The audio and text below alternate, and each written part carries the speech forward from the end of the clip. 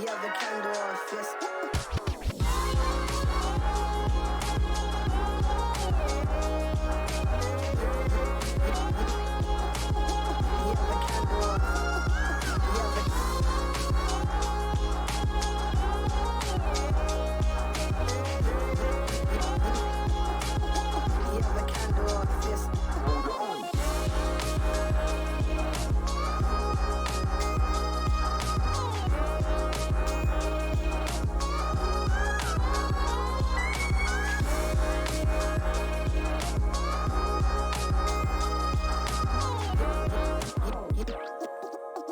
You have a candle or a fist. Hold up.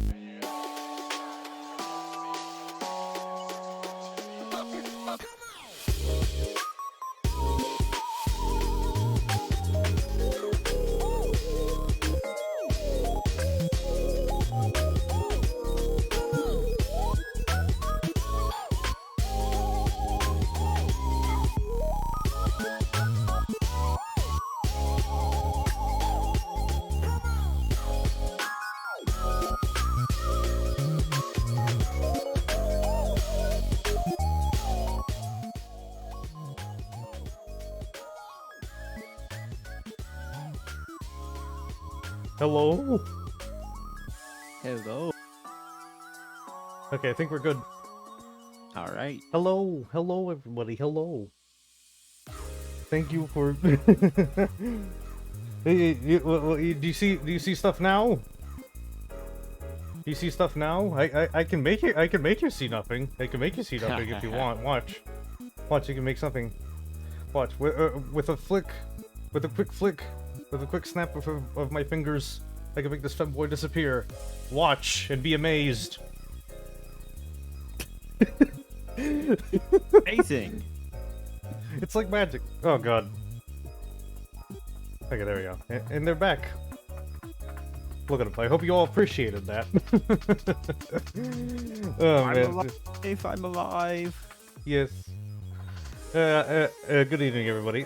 You may have noticed I, once again, have somebody else back in the garage today. And I'm not just talking about the constant frame drops and weird internet. I will probably get into that later. But we have this little fellow right over here, right next to me. Do you mind introducing yourself? Yes, hello. I am Frisky Frankie, Race Queen VTuber Femboy. As you might see, I am a race queen, but not only that, I also race the cars. You might catch me streaming mostly racing games, but usually iRacing, but recently I've been doing some Gran Turismo 7 as well. And I do appreciate you having me here today. Thank you. Okay, I'm just gonna quickly turn you up a bit. So basically, how does Frankie sound? Yes, currently? how is my voice? As some fans of me might know, I've always had audio issues. I'm currently having internet issues. I technically also always have audio issues, though it's less.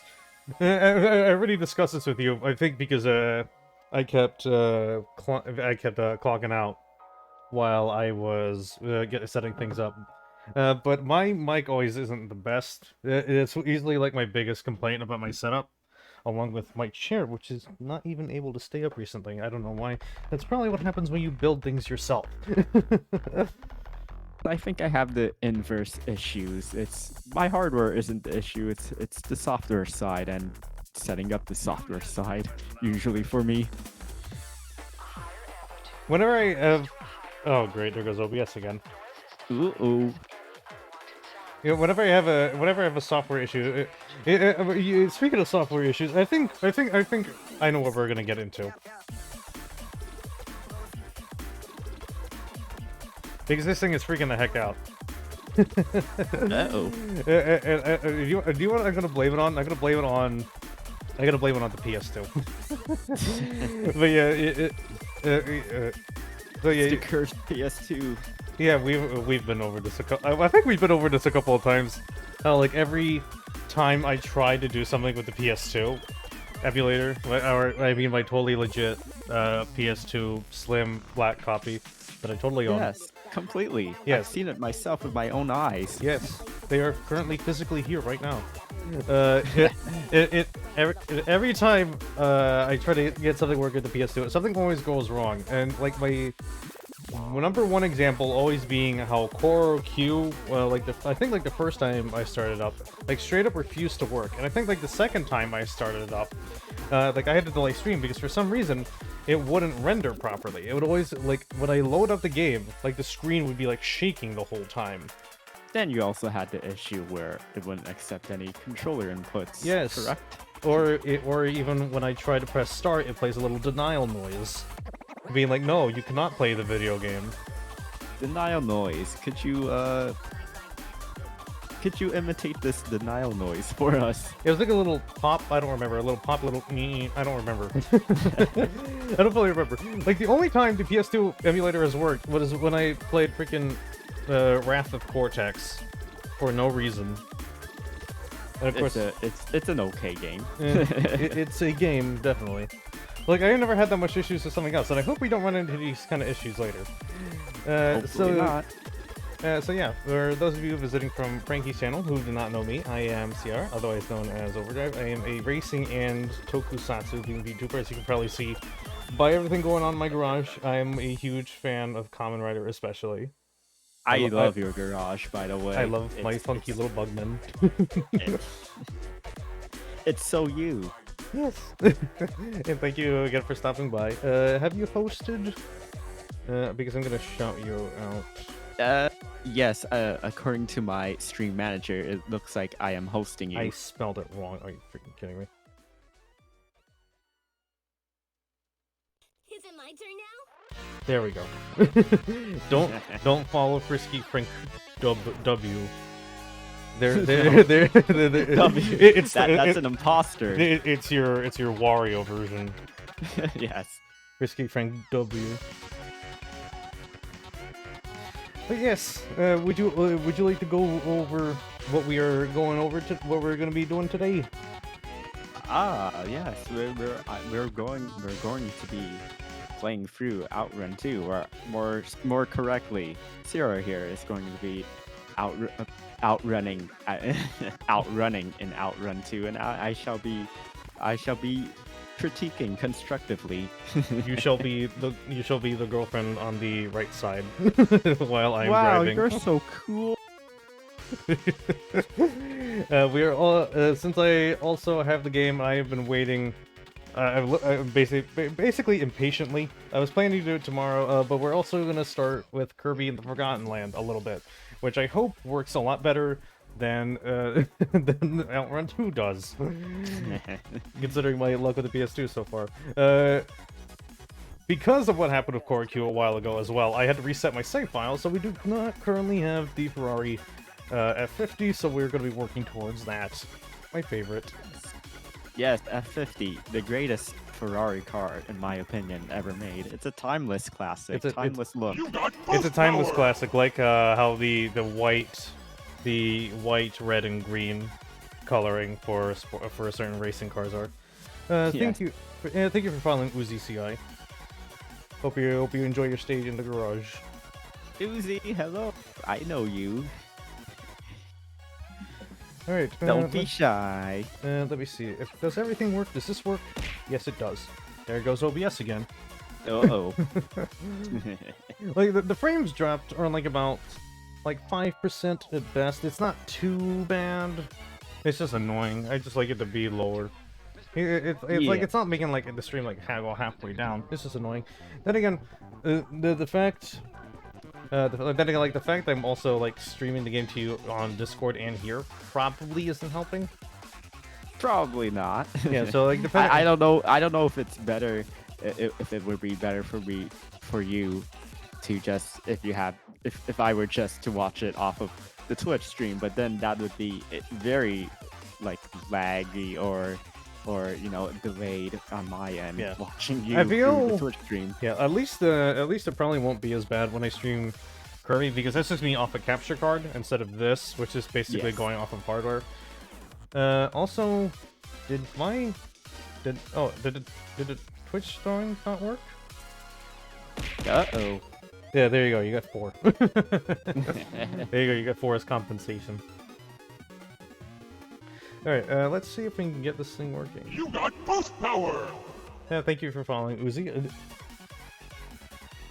Wait, did Uzi follow again, or is the notification only playing now, or is Stream Elements catching up between scenes? Or is there another Uzi that followed? Are there 2 Uzis? Will the real Uzi please stand up? We're full of imposters today, aren't we? Yes. Okay, let me see. I'm gonna turn the music off so we can have the sweet, jazzy sounds of Outrun going. Did I think I might need to reconnect my controller. Give me a second here. What happened with my... There's all sorts of things, huh? Whenever I do a collab, I spend an hour setting up with the other person, and even that, everything still goes wrong. Obviously, you need to double the amount of prep time. Yes. How much prep time does Batman usually use to, carry out his plans? Usually a couple of minutes, depending on the situation. Then again, he has money and a butler. Let me see here. Does the game sound okay? To me? Or either way, because I do have it marked as pretty low. I will. Chat, answer us. How's the game audio? Well, like I said, you're also you're able to hear on the stream that I'm sending to you. Yes. Yes. So how does it sound? It's good. I can hear it. It's okay. Although I do have Discord audio stuff set down pretty low. Yeah, that's fine. Pretty much like halfway. Okay, I think we'll probably get a better perspective, like when we're actually in the game. Okay. I would try more constant noise. Try more. Oh, constant you'll noise. hear a more constant noise. You will soon definitely enough. hear a more constant noise in just a moment. New. Oh, there's different classes. Yes, the Outrun class is like the souped-up version of the normal cars. They have their own separate leaderboards, I do believe. Now let's see. We're gonna go with the Dino 246 just for now. I'm gonna go automatic because I'm awful, and I have no idea how to switch gears while. Oh wait, I still have Nightbird, but I have no F50. Oh wait, no. I completely forgot how the progression in this game works. There goes OBS again. Uh-oh. Calm down. Calm down. Expect this to be a very weird stream. Yeah, you're definitely going to be hearing a lot of more noise now that the game actually being on. Ah, there we go. Yeah, like another thing, speaking of like PS2 emulation being weird, I kind of have to like turn off like all the like limitation restrictions just for the game to actually run at a consistent frame rate that's near 60. A bit lower and you're set. Okay, I think I can. I mean, I do find with my Outrun, my PC copy of Outrun, the audio is always the audio bouncing is always very off, and then the menu sounds as well. It's like deafening, and then when you change the sound effects volume, it doesn't seem to do anything. Yeah, that sounds about right for like PC versions of Japanese games. Yeah. Oh goodness. Yeah, like I know they had to like turn like the limitations off just for it to stick at like a consistent 60 FPS. But when it looks good, it looks good. It's weird because I don't really have that many issues with like other games, especially. I know I had like a small set of issues when I was playing Ape Escape 3. Like the only weird thing was I had like the hardware-based rendering for that, and so like the graphics look really good. But for some reason, the scan lines on like all the pre-rendered cutscenes made everything look really weird and choppy. But like all the engine cutscenes worked fine. I don't know. Emulation is a strange beast. Especially if you are the Nintendo 64, where you have like the absolute worst support imaginable. It has come a long way, but there is still a long way to go. It has come a long way, but also not gone anywhere at all.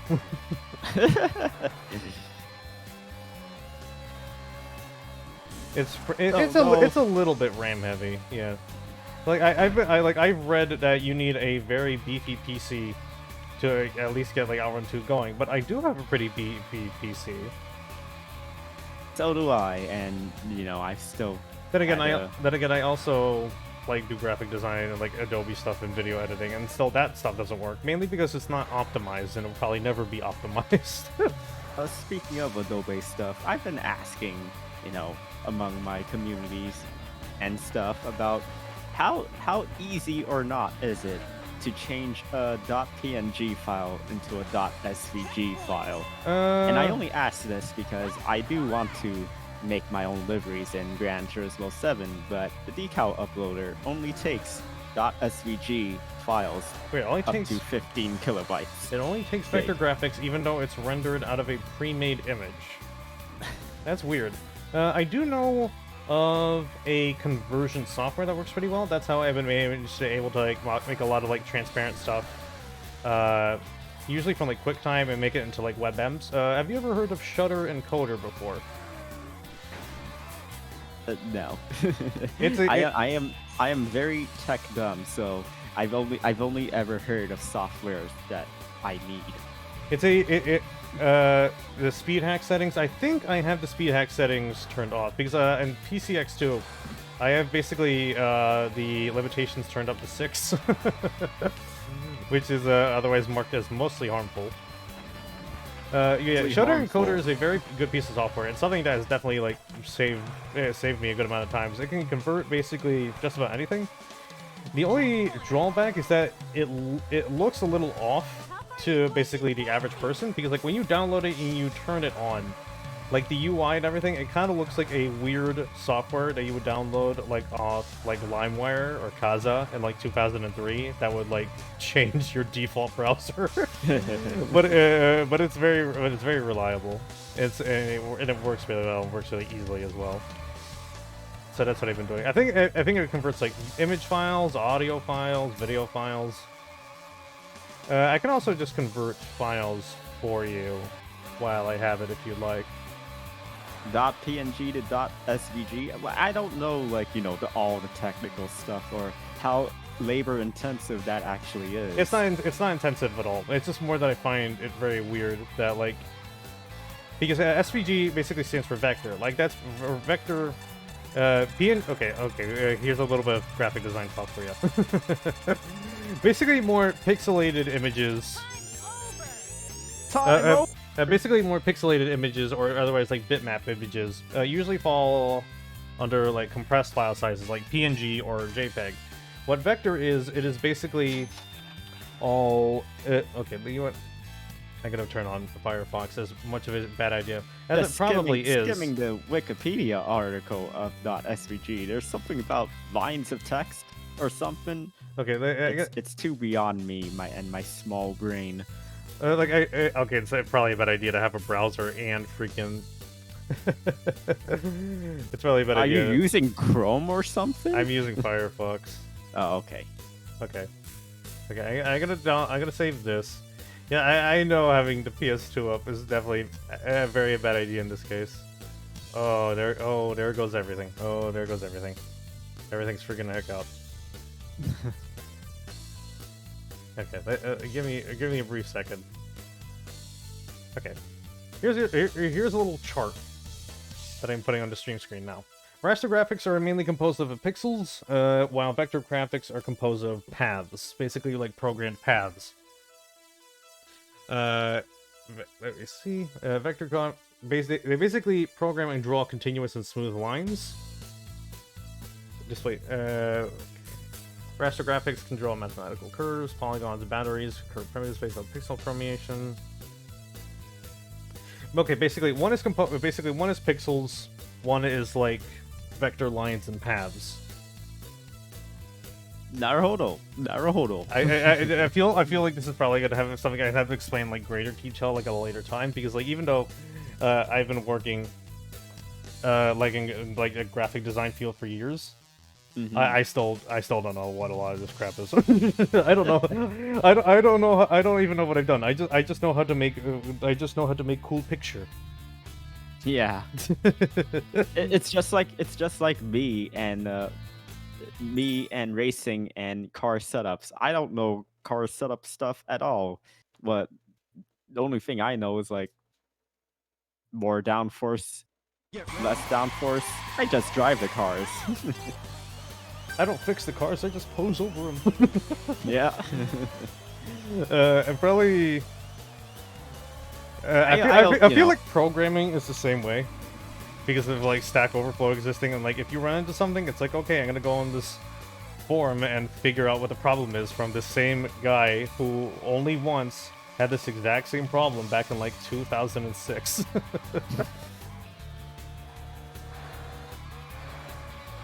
Yes, it's weird when you encounter an issue and then you look up that issue online, and then you can only find like one specific person who has that same issue, like from 12 years ago. Yeah, I've seen like a lot of. And the worst part is, no one has solved the issue. That's even worse. I think I've seen a lot of discussion of this recently. Like a lot of that kind of stuff, as well as like certain types of like preservation,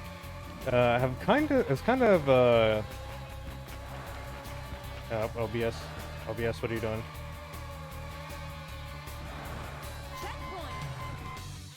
OBS, are you okay? OBS, are you okay? Are you okay? Are you alive? Are you done freaking out now?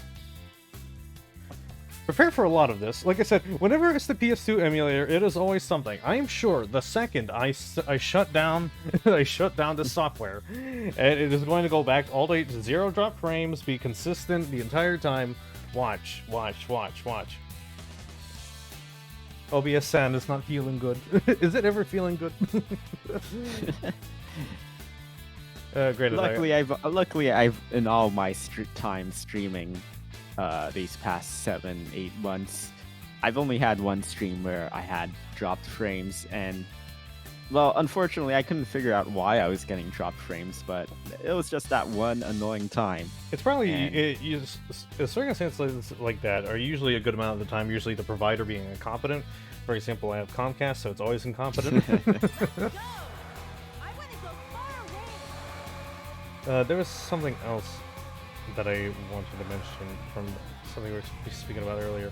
I think I've seen a lot of discussion about this recently, but I've seen like a lot of discussion of that, like that kind of discussion, like where you can like find like people like asking like the same exact questions or like messages from like years ago, has a kind of, in some bits and pieces, kind of gone away, mainly to the rise of Discord and Discord servers for specific things. True. It's like when you tell me like it's like, hey, I need assistance, I'll go into this Discord server, and it's like, ugh. Because like it's not like something that you can just like go in, browse, and leave. Like the whole freaking server like announces that you're there. It's like this is tangentially related, but you know, way back when you typed in a question or an issue for something, some of the top results would be from Yahoo Answers, but nowadays some of the top results would be from a site called, what do you call it? Quora? I don't know. I remember like Yahoo Answers and Quora were always like the big ones. Is Yahoo Answers still a thing? No, Yahoo Answers that shut down like ages ago. Oh, okay. That's me turning into dust then. Do we need to turn the opacity down again? Do I need to turn the opacity down again? Just have you disappear into the void? Yes. It's me. It's me in that last scene from Saving Private Ryan. Industrial complex. It shut down in 2020. Yeah, it shut down in 2020. But okay, considering how weird time has been over these past like 3-4 years, it feels like an eternity ago. It feels like I knew. Every so often, I would retweet a YouTube screen cap of a CBC News video whose title is Diamond Princess cruise ship becomes the largest epicenter of COVID-19 outside of China. Oh no. And yes. Every now and again I see a tweet that was like, remember when we thought this was going to be for 3 weeks? Hey. Pain. Fear. Pain. Even. Hey. At least it led partially to the rise of VTubing. I mean, streaming was always gonna pick up. People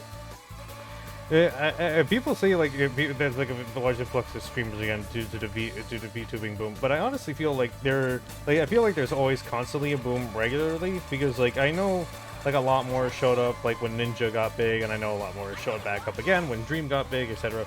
There's always like this weird influx. It kind of comes in spurts, and if it shoots you, it's gonna hurt. Well, because like even like before VTubing, I did stream like for a good amount of time. It's just that I could never really find my footing, mainly due to hardware reasons and lack of technical knowledge. But I've been pretty happy with how it's been going out so far in this case. Well, in my case, the pandemic sort of led me to look at sources of entertainment online, and I had one recommended video on YouTube featuring The goal was certain right there. VTuber opened up a big rabbit hole, and it's like that domino meme with the small domino going into the big domino. The small domino was me finding that recommended video, and the big domino is me as I appear right now. VTuber the femboy pipeline. Yeah. Who was it for you? That It's the infamous elite scene from Grand Theft Auto 5. But I mean, in terms of streamers. Oh, definitely Coco Kiryu. I miss Coco. I'm sure it was the same for a lot of people. Coco Kiryu. She was definitive and bridged the cultures, basically. The glue that held us together. Yes. For me, it was Rummy and Koki. Because I saw their designs, I immediately liked their vibes instantly. Like the moment I saw the first stream, okay, I am 100% down for this. But yeah, I mean K-Son, yes. But I do have to say, what do you mean? They're aside two from different Coco- people. yeah, completely. What do you mean? I do have to say that in terms of actual inspiration, I did catch a lot of I don't know if you know who Lithium Fox is, 3D VTuber who streams iRacing as well. So I watched a lot of their streams before, embarking on my VTuber journey, and they inspired me. Because I like iRacing, and they do iRacing, and they're like, oh, and I'm like, okay, yeah, this is the thing I can do. So, props, shout out to the Fox. By the way, are you still sounding good, or do I need to turn you up, or is like all the audio balanced? For me? For just everything in general. Because I know I'm always a little bit quiet, but I can hear you fine. Okay, you can hear me fine. The Discord at least. All right. Yeah, sometimes I just like to do a quick check occasionally. Yeah, sometimes you cut out or your Discord stream lags, but I'm sure that's down to Discord or your our current internet issue, which I'm pretty sure is being caused by the PS2 emulator.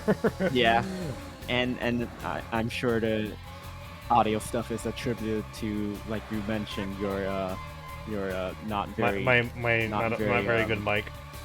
My not very good or very well distanced mic at that. For me, in terms of streaming, I think I bring them up regularly. Up regularly. For streaming, it was the multi-tap crew. Multi-tap Mugen and Press Start, otherwise known as Pizza Start. I've had Start on my stream one time before. I remember starting watching them like many years ago, and we quickly became good friends over time, as well as like the rest of the community. And it's honestly kind of like their approach to streaming has kind of like resonated with me over the years, where it's like very like hobby, very casual, it may be a small community, but at least it's a community, and we just all sit around and have a good time. And you know what? It's worked out. It's worked out pretty dang well, because like it's gotten to the point like even when we do like charity streams, even with like 25 people, we still manage to raise like $2 to $3 grand. That's amazing. For children's hospitals in Texas. It's for the kids. Oh, hello, Tommy. Yes, this does look newer than expected. I mean, Outrun 2/2006 holds up pretty well, doesn't it? That's the power graphically of speaking. aesthetics. Aesthetics, yes. It's like that one image I keep seeing. It's like, oh, this looks like a PS2 game. Well, I've played PS2 games. That's a compliment. Oh, yeah. Yeah, man. Outrun 2/2006. I mean, they all sort of meld together. There's been so many releases of Outrun 2. There's been like a couple. What was the first? You know what? I'm surprised we didn't kick off with this topic. What was the first version of Outrun 2 you played? probably the original arcade version. I don't remember exactly where I played it. I know I played. It might have been when I went to on vacation in California way back when, and there was this arcade in San Diego that had the Outrun 2 heart cabinet, and I was like, yeah, I like this. It's and since then I try to find an Outrun 2 cabinet back in my hometown, but they are very, very rare. So yes, this game was on PC. Frankie mainly does play it on PC, while I mainly use the emulator. I know they did offer me the PC version, but considering how weird my processor, I mainly use a Ryzen. While though it is very good, it does not play well with everything, especially if it is a 32-bit application. I wanted to see if I could get a hold of it, but I don't know if I was too old for it to run for me. Yeah, So- I played the PC version. Most it's currently abandoned. Yeah, I actually have to eBay it on I actually had to buy it off of eBay, and like all sorts of problems that I encountered, my solution was to throw money at it, so I eBayed it. I remember Sega releasing like a good amount of PC games back in the day, like in the early 2000s. I do remember in particular owning a copy of Sonic Adventure DX, and what's funny that recently came back up. Use a virtual machine. Okay, that's actually a very good point. Remembering Sonic Adventure DX, actually it came back kind of into my consciousness recently, for one very weird reason. Every year, there is like this little online expo for like Sonic ROM hacks and mods, known as the Sonic Hacking Contest. I am going to be doing a thing for that this year, even though it is in October. Stay posted for that. One of the things, I think it was like 2 years ago, it was a stage for Sonic Adventure DX. It was like a stage mod, but it was not for the Steam version. It was for the original PC version. So I remember like a few people who streamed that game had to go out of their way to go find and buy and order a copy of Sonic Adventure DX for the PC from like 2002 or 3 in order to just play that one single mod. I hear that stage is pretty okay. What, OBS? Oh, don't worry about OBS. It's just having a bit of an episode. It's been having an episode this whole stream. Don't worry about it. Going back to which Outrun 2/2006 version is quote unquote the best. Like I played a PC version only because I missed out on the PSN/Xbox Online release, which apparently was like, they updated the graphics, or it's in HD, high definition. I know it's at least backwards compatible on the Xbox One Series X, I think.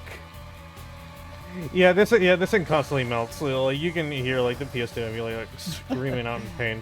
It's weird because like some games work fine, some don't. And it's unfortunate I missed the boat on that because they removed Outrun from all the online stores. There used to be a Steam release of Outrun 2006 as well, right? I do not remember if it released on Steam. You said I'm pretty sure Outrun 2006 Coast to Coast did release on Steam. I'm pretty sure, but Ferrari license expired, and it's weird how licenses affect the randomest things. Yeah. Like, I'm still surprised that like the Tony Hawk's Pro Skater remix managed to get most, if almost not all, the music back. Yeah, it's weird. The Steam version, speaking of music, the Steam version of Grand Theft Auto 4, yeah, it got updated a few times, but the updates were just to remove songs whose license expired. Huh. Another thing okay, now it's my turn to describe how I first played Outrun 2. I remember first playing Outrun 2, also playing the arcade version, but it was SP. There would be not only just SP, it was the multi-cab. Ah, yes. There was like a multi-cab for like up to 4 players. I do not know why there It was might have a. been it might have been SP that I played as well because wasn't SP like the wasn't the arcade version only SP and then SP is like that's the Outrun 2 that had like the North American based maps, correct? Yes, SP does have the Yes. American-based maps, and that is indeed here. It was called SP. It was 2SP, 2SP Plus. I don't fully remember what it was.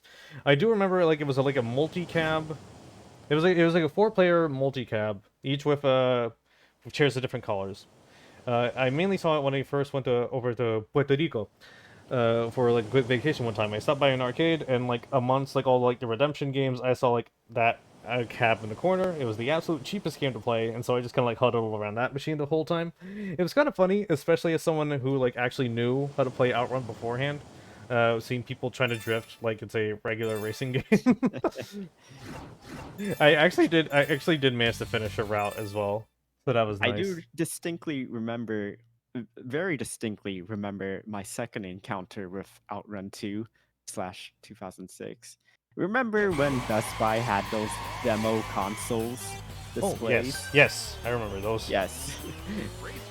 There's an Xbox console demonstration console, and it had Outrun 2 on it. So that was my second encounter. And Yeah. the only stages you could do were the first 2 easy stages left. The first 2 easy stages. So that's Deep Lake and Castle Wall, I think. Give me a brief Or- moment. I gotta turn you up again. Yeah, no worries. These are coming in a little low on my end, at least to me. How do they sound now? How do I sound now? Loud femboy noises. Indistinct femboy noises. So yes, I was saying, the Xbox console demonstration model that they had in the Best Buy in my hometown, my local Best Buy at that time. It was Boss, it move, had, please. Thank you. It had Outrun 2 on it, and you could only play the first 3 easy stages on it. Tranky with the blowhorn. Man, I forgot. I know I was also trying to get like the an emulator for like the Xbox working, so I can get the Xbox version of that. There's for an this. Xbox emulator. Yeah, there's an Xbox I've been emulator. It actually missing. works really well. But only recently did they actually manage to get stuff like Jet Set Radio Future to work, because how they get with its art style and also the graffiti system, it's very confusing for like technically, but they managed. They definitely managed recently. Yeah, I'm just vibing with Splash Wave and its guitar riffs. and especially when it decides to become like vaporwave, when the game decides to sit at 30 FPS for no reason, like now.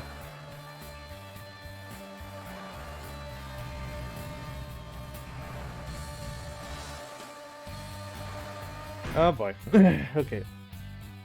Okay, from what I hear from the PC version of this game, it runs really well on Linux with Wine and Windows 7. The developers made a mistake with placing the bloom and the sun effects in the wrong folder, so these effects will not be present by default. You can simply add these effects by putting the files in the correct folder. Go to Media folder, look into the Flens Flare offset.bin file and copy it, paste this file into the common folder. Honestly, I am happy with this game without freaking bloom. I am sick and tired of bloom. Yeah, when I play my PC version, I play it with like a /mod called the name escapes me. It's like ORFXT or something. And yeah, aren't you using like an overhaul mod? It's not really an overhaul mod. It just, it just lets you change the UI. So instead of like the keyboard what do you call it? Keyboard pictograms. It just shows up the original arcade pictograms, and it lets you increase resolution, but the UI on screen, the HUD remains the same. So it fixes some things, but it doesn't fix Yeah. others. But It fixes some things, but not everything. Okay, I really need to find a way to improve it on the positions. Like I said, this car is not helping. I mean, I would say that technically the PC version is superior, but I wouldn't say that quite yet because I do recall seeing videos of the PSN slash Xbox Online version. They had a course, 2 bonus courses, which were basically all the courses from Daytona USA 2 strung together, and the other bonus course was all the courses from Scud Race slash Sega Super GT strung together. Did you know? I don't know. No, you continue. Sorry. No, Yeah, I don't know if you could play them in single player mode, but those were 2 like courses that you were able to play in multiplayer mode. So, in multiplayer mode races. Do you want to know what is currently still up? What? The servers for Daytona USA Online on the Xbox 360 and PS3. Oh, well, that one surprised me. Daytona USA is like the arcade racer from Sega. Yeah, I think a reason probably it's probably kept up, probably due to that like it's still popular, especially from like the re-release question mark. I think it had a while ago, or was it re-release or is it a new version that was pulled out a while ago? Because I'm not entirely sure. Because I do remember them putting out like a new version of Daytona. I think it's either that or I'm confusing it with Raw Thrills putting out Cruise and Blast. Oh, yes, there is a new arcade version of Daytona USA. It's like the Daytona USA Champion something or other, but it's basically I've never played it, but I've seen videos of it. I don't know. It seems like not really a new experience because it's basically rehashes of the classic courses. Like the quote unquote new courses that they have in there are basically just mirrored versions of the original courses from Daytona USA. Also, I have been to Daytona. There is no Sonic carved on the side of a mountain. I'm sorry. I'm sorry to disappoint you. Oh, speaking of, that new arcade version of Daytona USA, it actually had Daytona International Speedway in it, but it's the exact same shape and layout of 777 Speedway, just with Daytona decorations. Probably like the weirdest like Sega like well, not really racing. Driving based arcade cab was like the stand-up cabinet for Crazy Taxi. Have you ever seen that? I might have. I went to like that aforementioned place in San Diego. Well, not the aforementioned place, but a different place in San Diego years later. I have cousins living in San Diego. That's why I repeatedly visit there from time to time. There's a nickel arcade place in San Diego, and I might have seen it once. I do know I saw a stand-up Outrun, like original Outrun 1986 stand-up cabinet in that arcade. Well, that's pretty neat.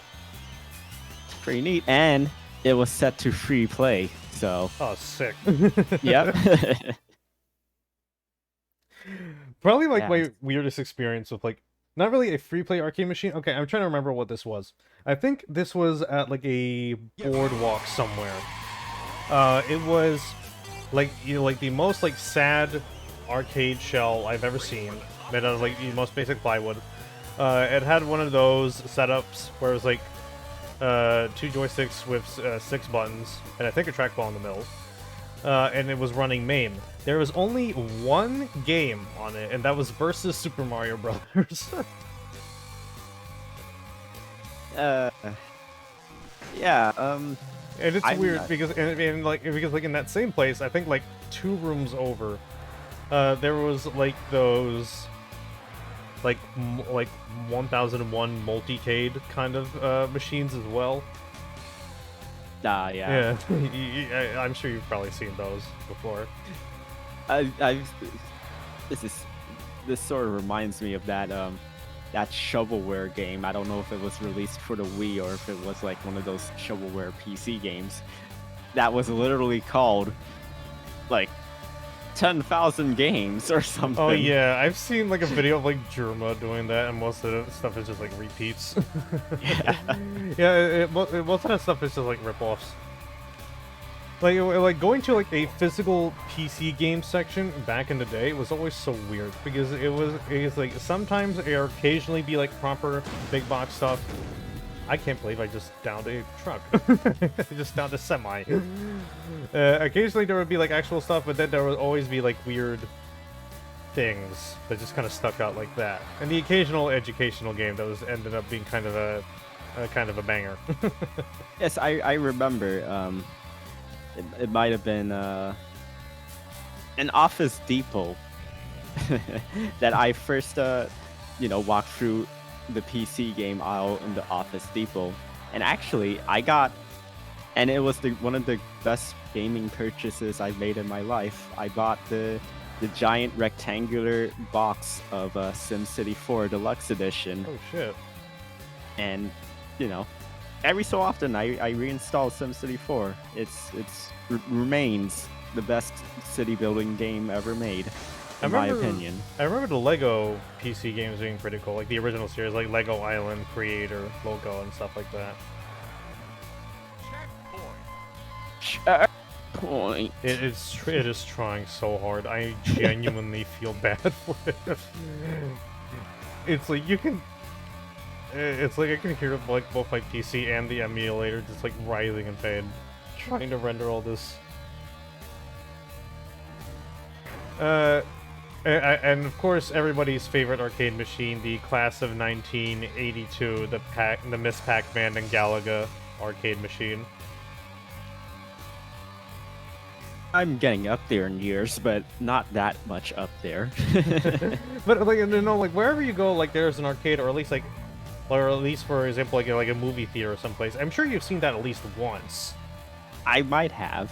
The arcades, my local arcades that I consistently went to were but like not even arcades. The Chuck E. Cheese's. I mean like movie theaters and like anywhere that has like the most basic of like arcade setups just for the heck of it, just for extra income. Yes, I think the most the arcade that I most visited was the Chuck E. Cheese, and there was also a local place, a giant arcade place actually. It was called Palladium, and it was huge. It just had like all sorts of arcade games inside of it, plus the go-kart track beside as well. But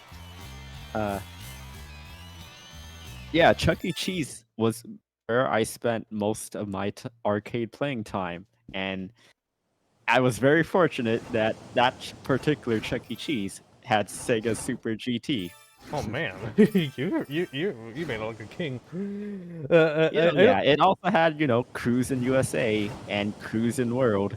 So those 3 games I played like constantly, and also it had I believe it's called Radmobile from Sega. I know what you're talking about. Yeah. I whenever I think of like big arcade experiences, I remember there was like this big local one that was also like a party place with like go-karts and stuff and laser tag and stuff like that. I mainly remember them is because they definitely always kept around their own machines. It was definitely like a collection of like really great old machines. Because I remember they had like a dedicated, because they would constantly rearrange the setups over time. And I vaguely remember, like, what I remember there most being, they would put, like, the big, like, redemption games and, like, new releases, like, at the very front. And at a certain point, they would put, like, this corner that's just all pinball, and this corner that's just all fighting games. And I remember, like, playing, like, MK3, Alpha 2. I think they might still have it. They also have like this Marvel vs. Capcom 2 machine that is still functioning, and it is like fully maxed out in terms of like experience and all the characters. That reminds me, that particular Chuck E. Cheese's that was local to me. It also had the that Simpsons arcade game. Oh, that Simpsons arcade game is so good. I wish they would re-release that, especially now that they are like re-releasing all like the Ninja Turtle games. Yes. What was that subtitle that they're using in place of like remaster? The Cowabunga collection. Cowabunga collection. I love it. Oh, so we have the F50. We can now end the Yay! stream. Okay. Let me see here. Let's... what should we do now? Well, because we didn't do... we're doing coast to coast, so we did some of the races. Now let's try to do... Oh god, I forgot about, like, this massive tree of stuff. Yes, you have to go through the course once to unlock all the missions. Are you freaking kidding me? Okay. Yes. Do I have to do it in base outrun mode or the SP? No, courses? you do it in coast to coast mode. Oh. Coast to coast mode, and then oh yes, you have to buy 15 stage continuous. I forgot about that. Where is it? And it's a lot. It costs a lot. It's like 15,000. Why are there reverse versions of courses? I don't even see them listed here. Wait. Goals, yeah, it should be in goals, right? Oh, yeah. there it is. Oh, I was wrong. It was 17,500. Oh, like that's much better. Of course, all the colors are freaking ugly as hell. Yeah. I only like ever... a green F50, it feels wrong. I don't think Ferrari even sold that in green. Like they only sold it in like red, yellow, and then gray and black. I think. Yeah, like the like the holy quadrilogy of car colors is red, black, white, and silver. If you see anything else, that person has either modded it or is just or is trying to be desperately quirky. Because, for example, like I think there's like one person in my neighborhood that has like a green sports car with like black racing stripes on it, and they are the only person, and they stick out like a sore thumb. The entire neighborhood freaking recognizes them. Speaking of, and I'm not a Tesla person, and I don't know Tesla cars, but at work, I some people know this already, but I drive around a lot town. I drive downtown a lot for work, and there's always this one Tesla that has like this ugly gray, silver, pearlescent, pinkish painted in that pearlescent gray, pinkish color that I always see every week. And I don't know if that's like a factory color that Tesla lets you have, or if that's someone who thinks they're being special and painting up their Tesla like that. I mean, they probably already think they're special because they own a Tesla. It's like the Tesla, like the culture around Tesla is so weird. Like right next to that, like that in cult-like. Yeah, that in Jeep. Well, Jeep feels more. Jeep feels more like not really a cult, but it feels more like a silly, goofy like brotherhood. Yeah. While Tesla feels like a cult, and because it's mostly just Elon Musk's Sims who agree with like any weird shit he posts on Twitter. it's yeah. Because I've experienced yes. like Jeep culture and how it works, because I have a relative who like has one and he absolutely adores it. And I think like the Brotherhood of the Wrangler, exactly. Like you see them like pass by each other and honking at each other. I think one time, I think there was like a little like community, and how they would normally like tag each other was by putting like a cow printed rubber ducky on the windshield. Cow printed rubber ducky. Yes. It's like one day they were coming back from the store and said like, "Hey, look, I got this little rubber ducky with a little note saying that so they get another like Jeep community." I'm like, "Oh, that's a little weird."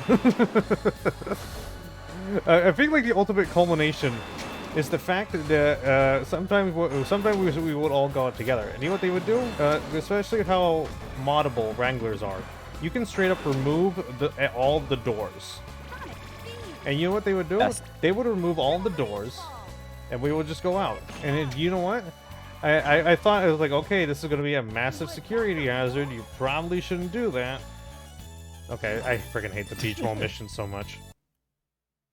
Just drive in a straight line. I know, but like I know, but like even when you're like approach it like at a slight angle, you're basically lost the mission. Like the only Yeah, you probably should have restarted that anyways. You weren't doing a very good job committing vehicular homicide. Yeah, I didn't even notice that they wanted me to hit the cars. But to get back on the topic, but yeah, like they removed like all the doors, and like okay, this is gonna be a massive security hazard, and of course we ended up going over, and of course they decided to park it in a supermarket parking lot. And I'm like, okay, if something happens, we're pinning it on you. We come back, not untouched. Wow. And this has been done several times, untouched every single time.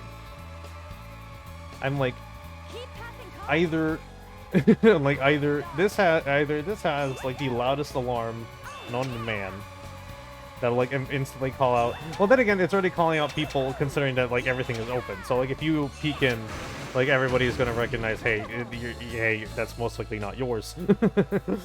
Or there is that much of a respect for the Jeeps. Or Jeep drivers. Yeah, I guess so. Probably like the most like wackiest experience. As I believe down in Florida, there is a event called Jeep Beach, which is kind of a conventionist sort of thing for Jeeps, and that would normally take place down in Daytona. And from what I remember, I don't remember if it was only 1 year or they allow this every year. But on the final day, they allow everybody to do like a simple, line up and just like drive and like do like a full lap on the speedway. Oh, that's neat. So I technically have done a lap on on the Daytona Speedway. Don't crash! Can you do it? And people say I'm not a true racing VTuber.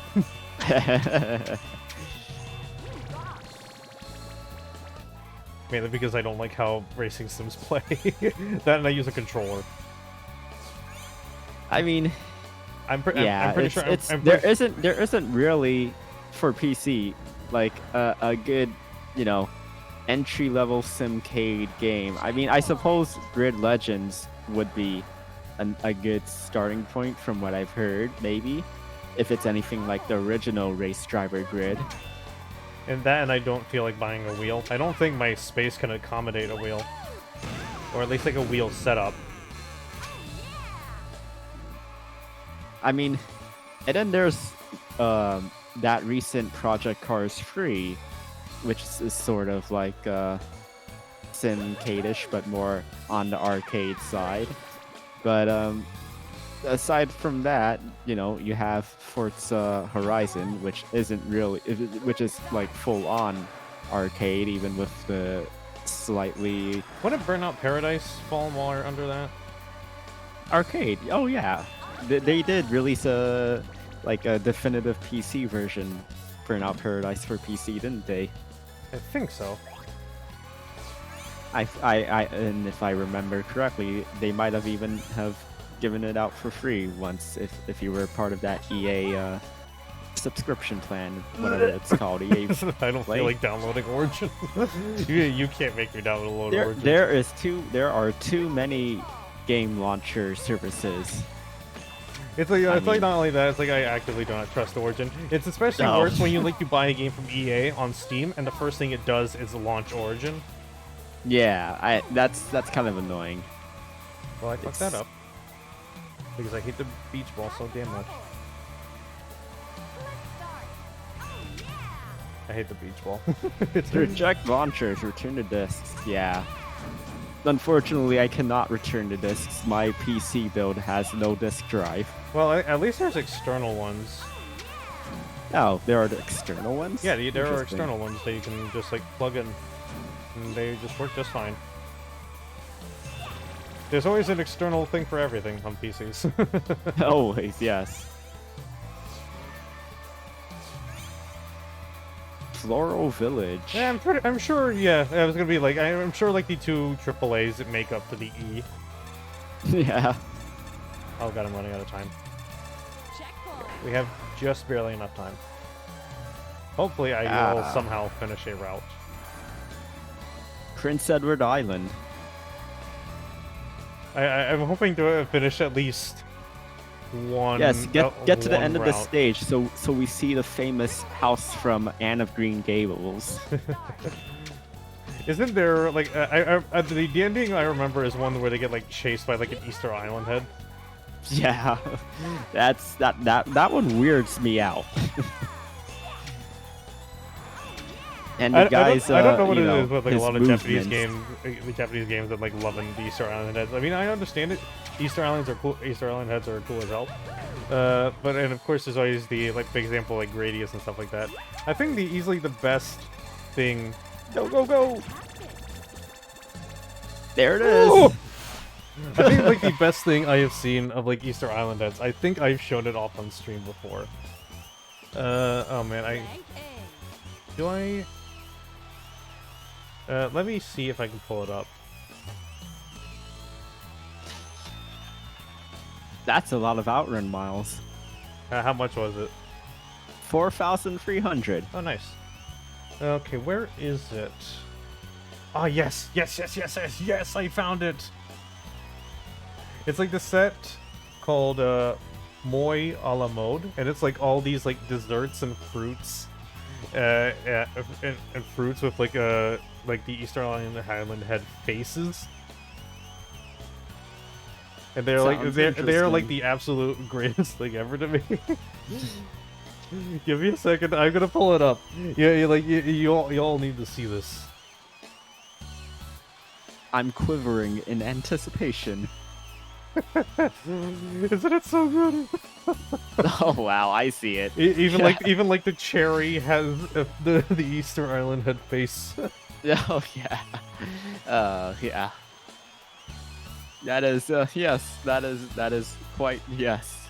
I love like weird gachapon toys like that.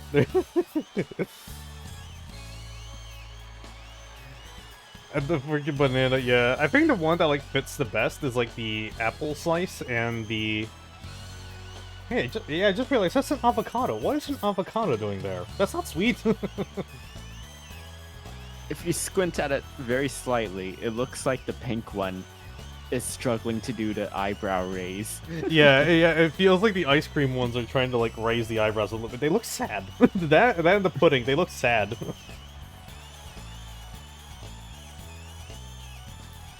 I find it like funny that the cherry also has one. Yeah, it's funny. It's just sitting on top of another one. Yeah, isn't that green one an avocado? Also, I need to take this off so I can actually keep playing. It looks very smooth, the outside of that avocado. It might be a melon. Oh yeah. Oh, it is a melon. Oh, it is a melon. That makes sense. That makes sense. I'm stupid. Well, it's like the coloring. The coloring kind of looks like it, doesn't it? Sort of, yeah. I mean, it's not outside of the realm of possibility that could have been an avocado. I keep forgetting about like regular melons.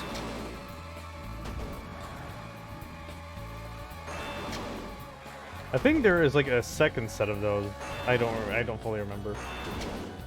I'm such a simp that I will do vehicular homicide. You rock. Hell yeah, commit that crime. Okay, we're gonna. Hopefully, yes, I can. You've got a psycho girlfriend here. I remember like freaking out when it got to the point where we saw like the meteor and the ghost missions. My favorite sequence of events in this mode is when you have to hit the cars, and then almost immediately afterwards you have to hit the ghost, and it's like, oh, you're killing them twice. The best drivers come back for one more shot. No, dang it! They should be able to just drive through just fine. Well. Oh, now she doesn't like it when you commit vehicular homicide. It's only the specific set of cars that she wants you to kill. I'm just taking down her hit list. It's like that one scene. It's like that one scene of the Simpsons, where like Mr. Burns, where like Homer's trying to get like on Mr. Burns' good side. So he just kind of does whatever he wants, and basically Burns tells him, "Oh, go throw this pudding over at Lenny," and he does like multiple times, and he starts to like get some cash for it. And it gets to the point where like Homer kind of like loses control, and then he throws one at Carl, and then suddenly like Mr. Burns, like his attitude completely changes. He's like, "Oh my God, what are you doing? That's Carl." Well, let me see if I can. I wonder if I can pull that up. I wonder if I can pull that scene up. I'm sure the mouse won't beat my ass for it. No, I wouldn't say that. He's watching over us all. I love how like laggy it's getting.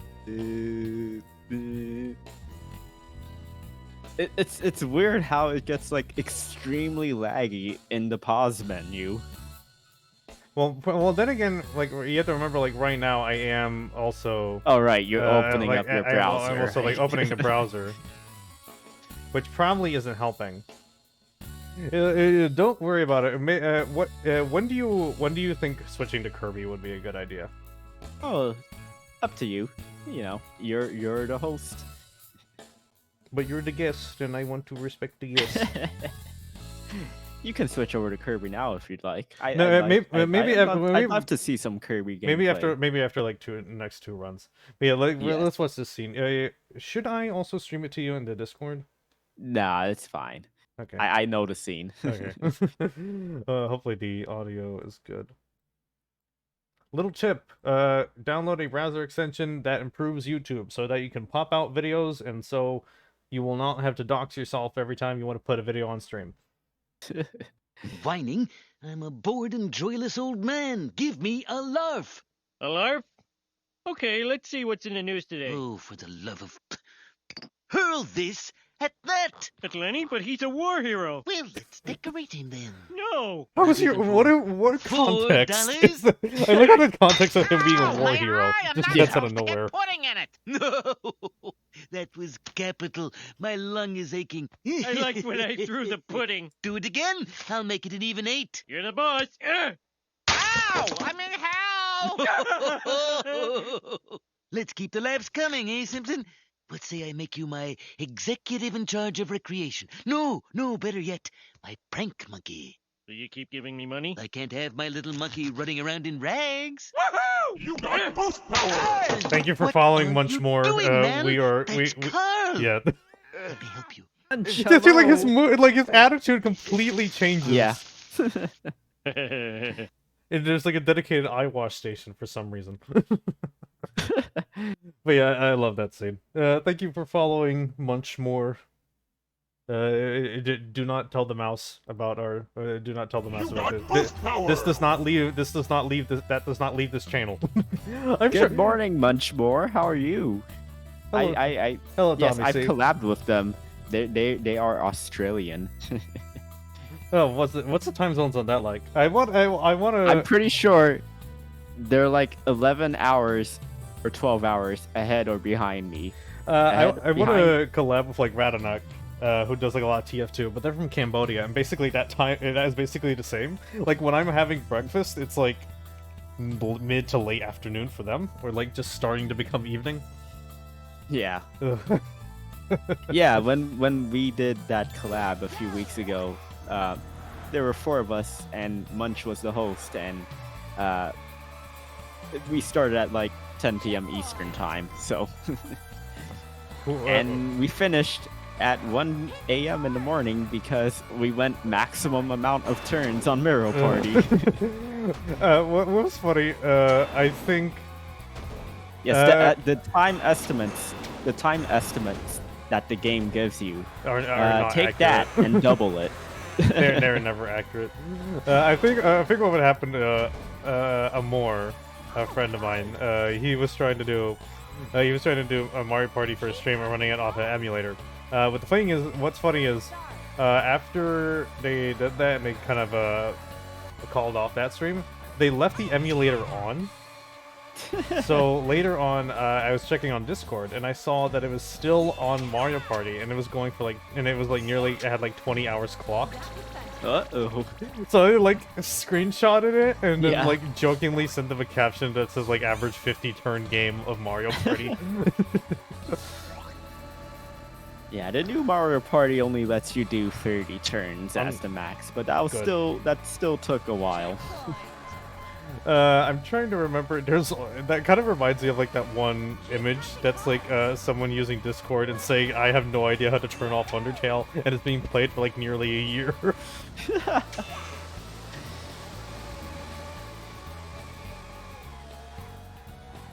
Oh man, I'm doing shit at this. Probably because I keep doing all hard routes. And and you know, the emulation being what it is, it probably doesn't help either. Yeah, the emulation doesn't bring me down too hard. It's just that I'm a little bit rusty and constantly like falling onto the grass and stuff like that. And like I'm trying to do like quick direction changes for the drift like that. It's just that it's not always the easiest to do it consistently. Yeah. It's not always the easiest to do that consistently. That's always a bit of a pain. It's kind of interesting how they went from Outrun to well, I don't think they even mentioned in game the names of the stages in the original Outrun arcade game, but then in Outrunners, the first real sequel to Outrun, they just straight up named the actual place that it was based, the stages were based off of. So like you had the Grand Canyon, Hawaii, Japan, China, Hong Kong, and then you go to Outrun 2 and they just go back to like generic names of the stages, even though those stages are very clearly based off of real world locations. I wonder if the recreation of a 2SP, how well it works here. Let me see here. It should be the same, yeah? For experts, long distance to the goal. Outrun mode. Oh, I can do special tours. We can do it at 15.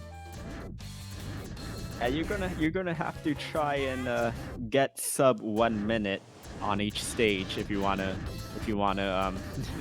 get to the end of all 15 stages. And I don't know if it's just me or not, but there in SP mode, the time limit is a bit more strict. Well, yeah, because it's an arcade game. Yes. We're gonna try, damn it. Yes, my time is usually like 14 minutes 45 or something around that when I do these 15 stage continuous modes.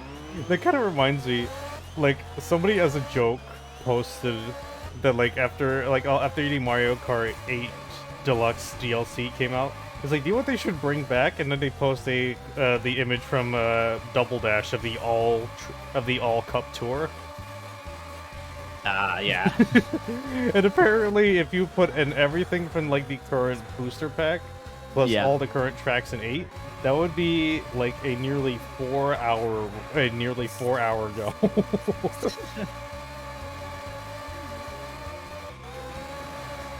Oh god. No, traffic. SP, this is the North American based maps or stages. So this is either Hawaii or San Diego. Hawaii, San Diego, or Florida. Well, I don't think there are cliff sides in cities, oceanside cities in Florida that I'm aware of. It depends. It depends where you go. And yes, everyone knows what this bridge is. Yeah, this bridge looks mighty familiar. I can't quite put my finger on it.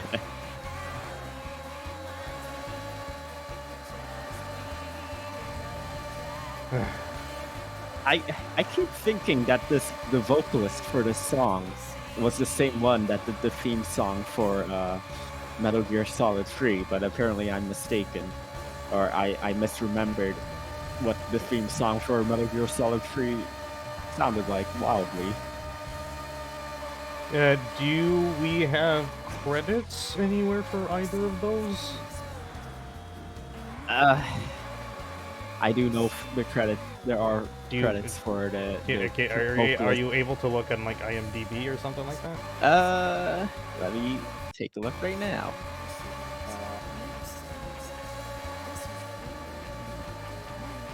While you're at it, for another conversation topic, do you want it to?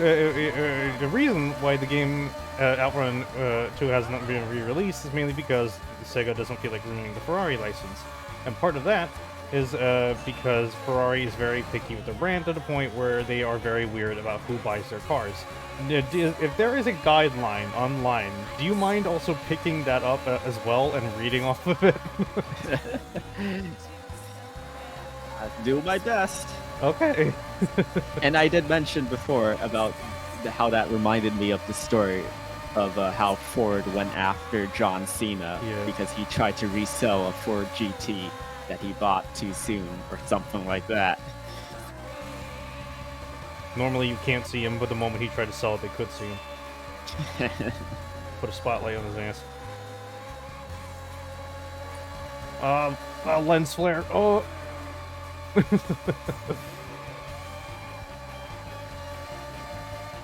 Ferrari stinky. Ferrari sometimes cool, but Ferrari usually stinky. No fun allowed, Ferrari. No fun allowed with our ceramic parts for some reason.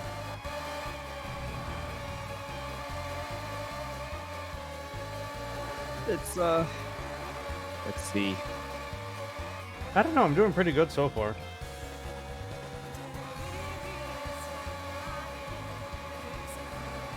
No, I can't find the vocalist for Outrun 2, but the singer who sang Snake Eater, the theme for Metal Gear Solid 3, is apparently Cynthia Harrell. There would be a credit for that because she has performed it live quite a few times, I think. Do they have a credit on their pages anywhere for Outrun 2 or like anything else? The Outrun 2 credit pages that I've seen thus far are pretty bare bones. OBS is also doing well. Yeah, OBS has definitely cleaned up its act a little bit. I think it saw that there is like more people watching. It's like, oh wait, I actually have to function now.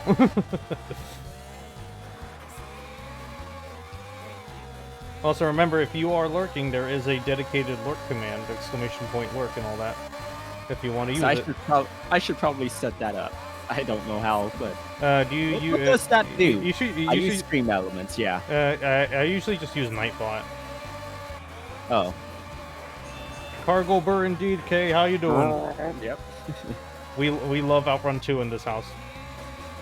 Okay. Yes. There's an article here that says 10 strict rules Ferrari owners must follow. Oh boy, employees. Okay, I gotta turn the volume down so we can hear this. Yes. Okay, I don't remember what stream if anywhere else discussed this, but here we are. Here we are. We're gonna learn the rules. The care and feeding of your Ferrari. Okay. According to AutoWeek, Ferrari in the US makes their customers sign a contract upon purchasing a new vehicle.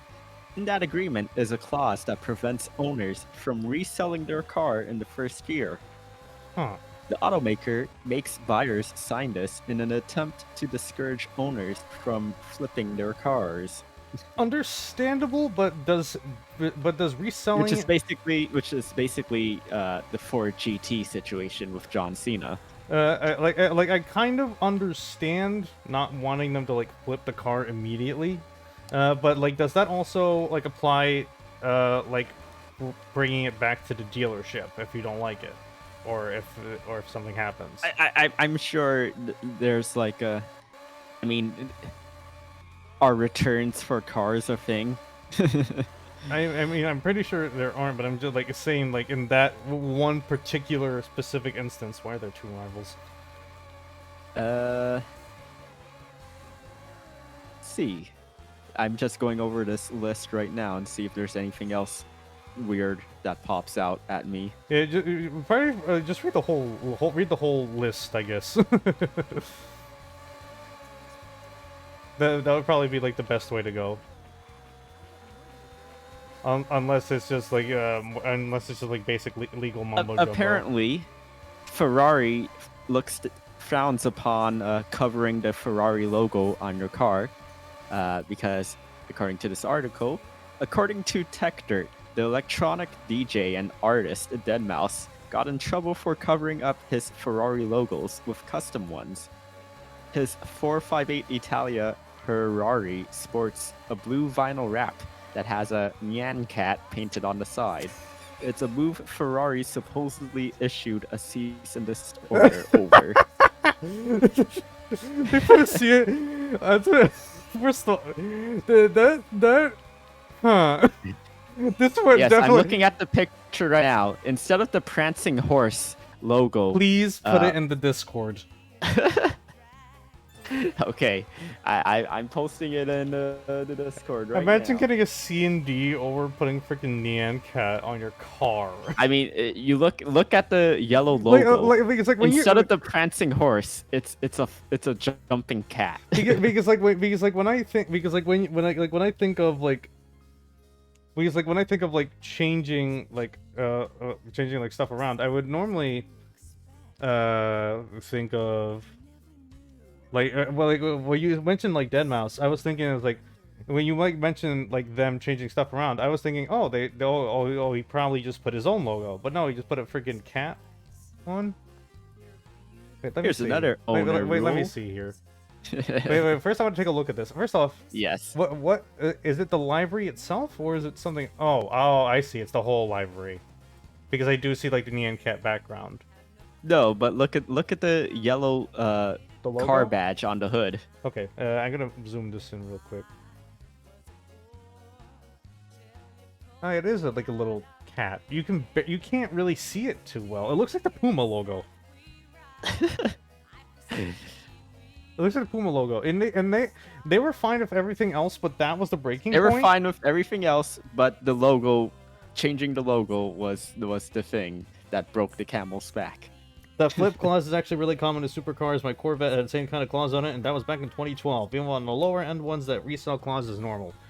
Okay, but like I said, I understand that resell clause is normal, but I just want to know if that rule also applies to like trading it, to like bringing it back to the dealership.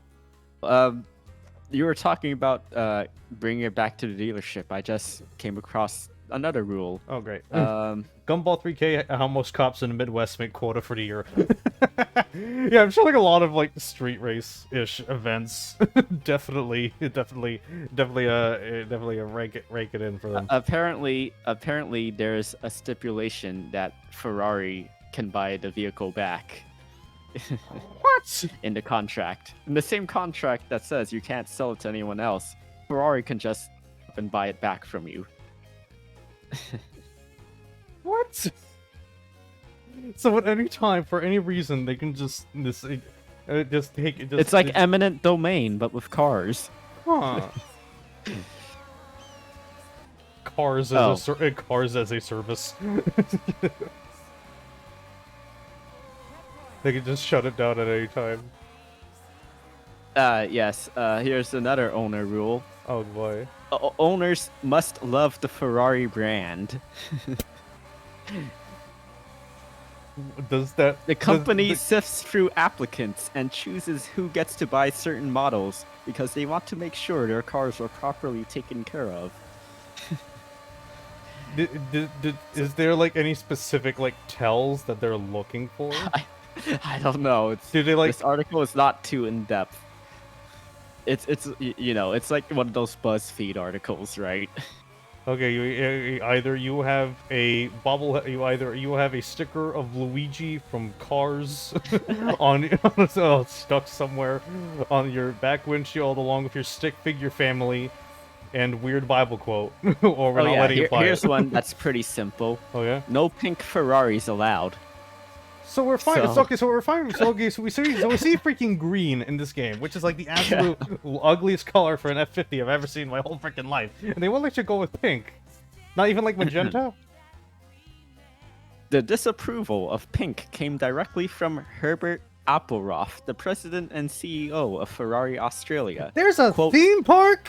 I'm sorry. Quote, we do reject the exterior color pink, unquote, Appleroth said, as There- per the same source. Frankie, He went on to say that Ferrari would never produce a pink car. Frankie, there is a theme park There is a theme park in Abu Dhabi. Yes, And that's isn't it that opened literally like called Ferrari Ferrari Land World or Abu something? Dhabi. Oh, it's Ferrari World. Yes. Is that where Garfield is trying to send normal? Wow, look at this shit. I gotta pull this up. Yes, Abu Dhabi, that part of the Middle East, that does tend to be the place where quirky things like that exist. Abu Dhabi seems to be the very big like touristy kind of area. I do see some concept art. Let me see if I can pull that out. Isn't that like the same place that had that giant indoor ski slope? I do not remember. What I'm trying to remember is that IRL recreation of the Krusty Krab. I think that I do not remember which country that's in, but I think it might be adjacent. Yeah, I'm putting the concept art for the Ferrari theme park on the screen. Ferrari World is mostly obnoxious thing you've ever seen. It does have the fastest roller coaster, though. Is that so? Interesting. Very, very, very interesting.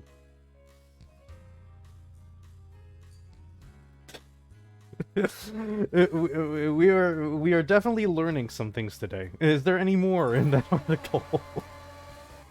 Let's see. Oh shit. The real park is a lot less impressive. Yeah, I would have suspected. I think like the actual one I saw had like this weird like dome over it. I don't know.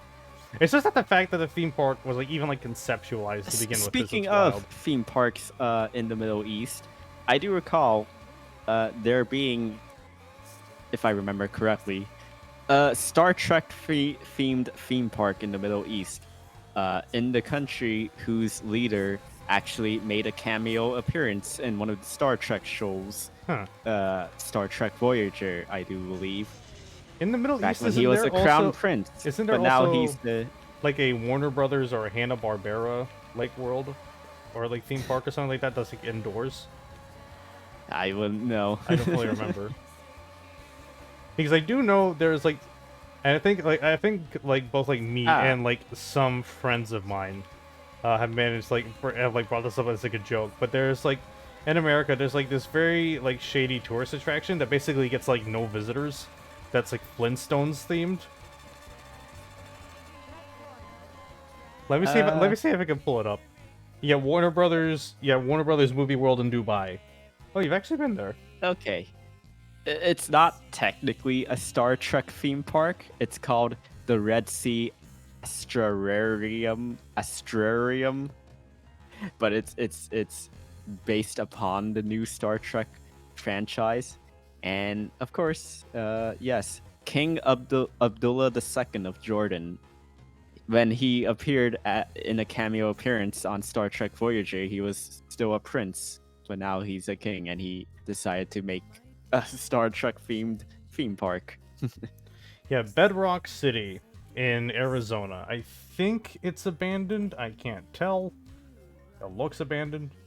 I mean, highly probable. There are quite a few number of theme parks that went abandoned over the past few years. Well, I think this was like abandoned like even longer ago. But like every single photo of it looks like one of like those liminal spaces images you see on Twitter. He's like look at this.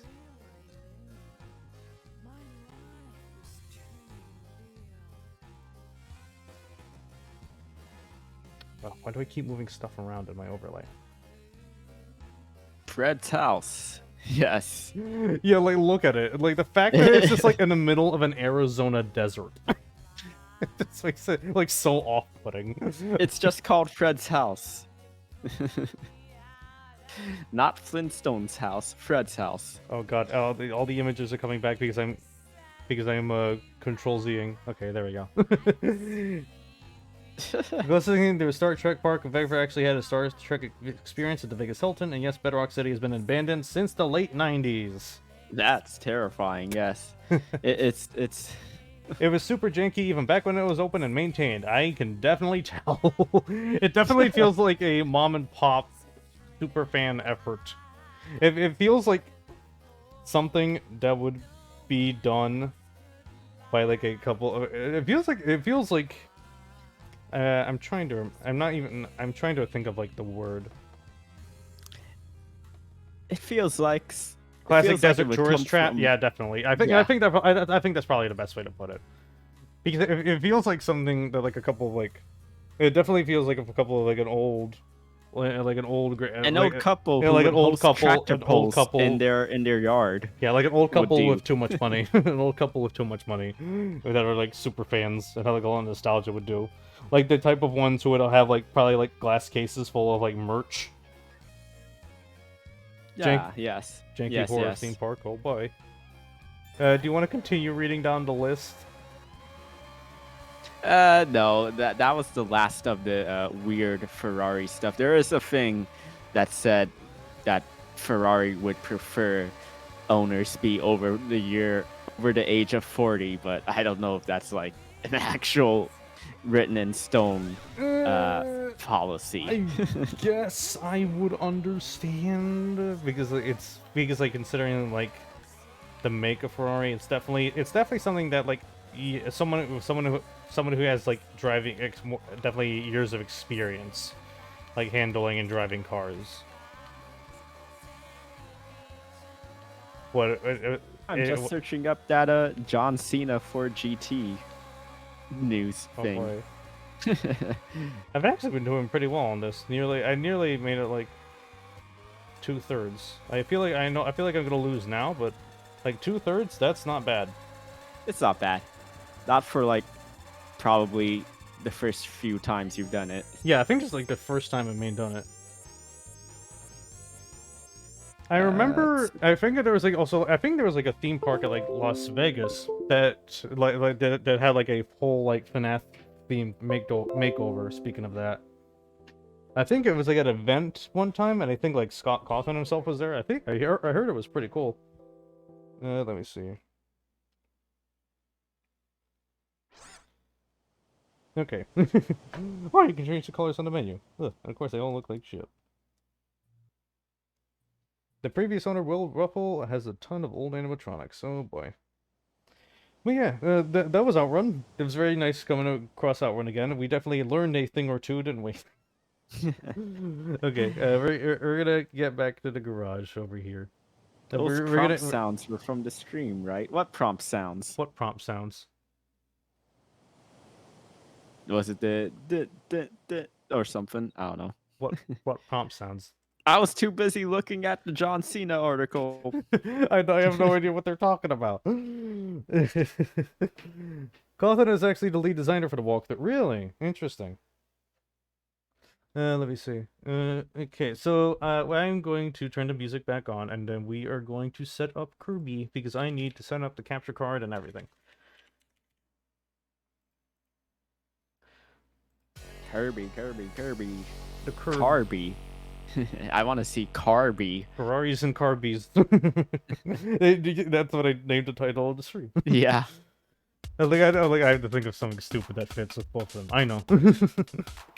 Okay, first I'm gonna disconnect the controller.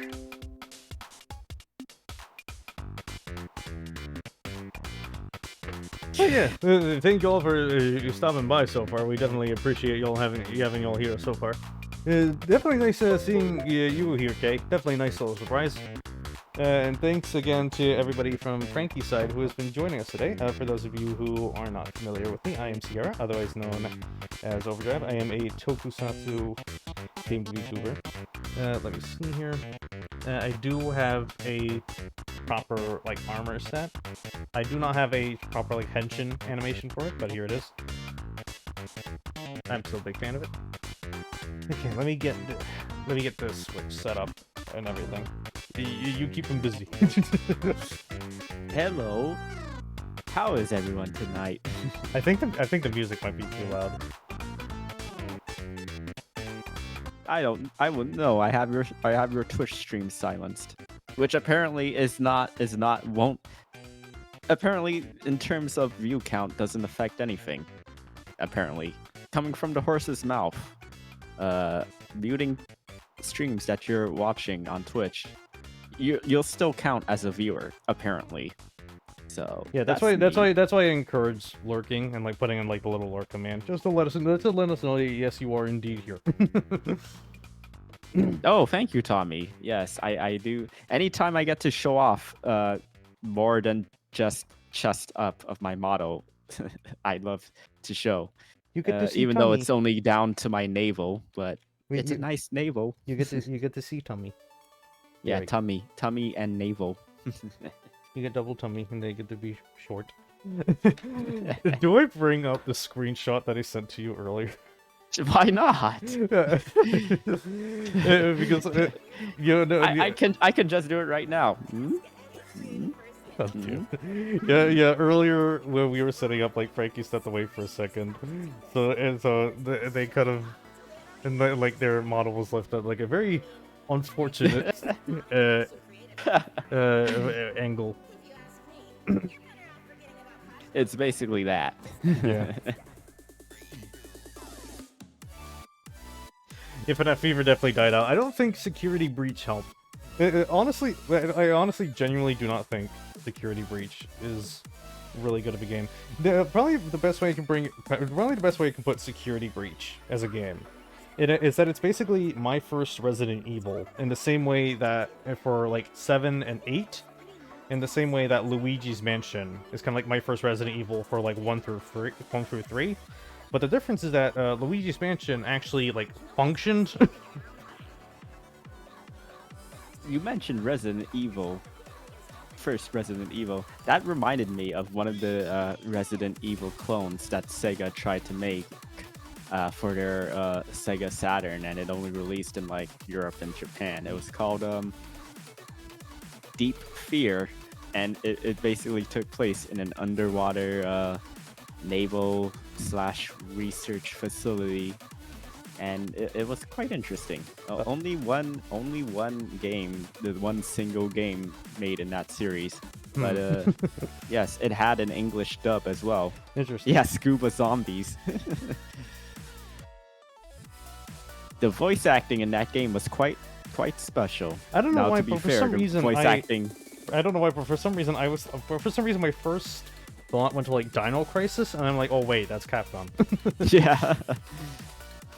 Now, to be fair, the voice acting in the original Resident Evil wasn't all that great either, but this was kind of special. But it was charming for how cringy Yeah. it was. Let me see USB video. Okay, all I gotta do is turn the switch on. Okay. Hopefully the audio works fine.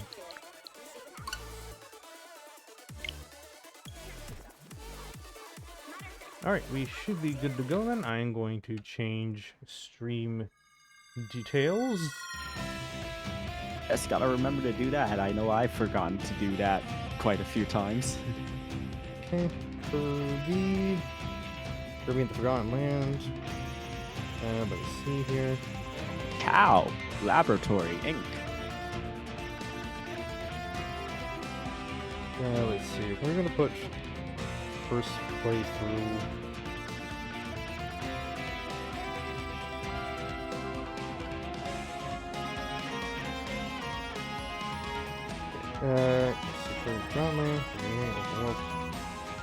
Right, successfully updated information. I'm going to update on the social, the usual stuff. The usual stuff, what everybody loves. But yeah, like what's interesting, I thought this was coming out yesterday, because Because I don't know why I keep track of this so much. By the way, speaking of which, how is the audio? Clock Tower was a franchise that needed a reboot. Yeah, Clock Tower is actually pretty conceptually really cool, from what I remember. But yeah, let's see. Like, how is the sound?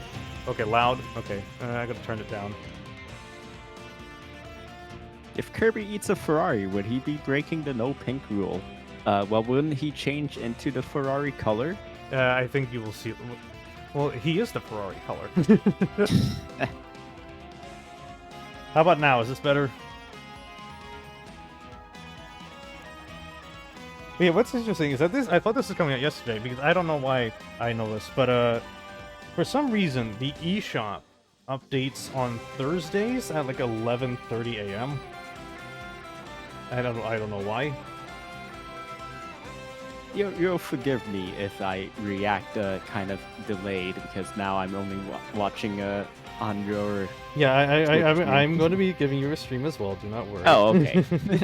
I'm not sure if audio will come through though. Let me see. That's alright. Because of how OBS works. Okay, I'm gonna be doing a little posty post. Alright. Now we are going to switch this screen over to you.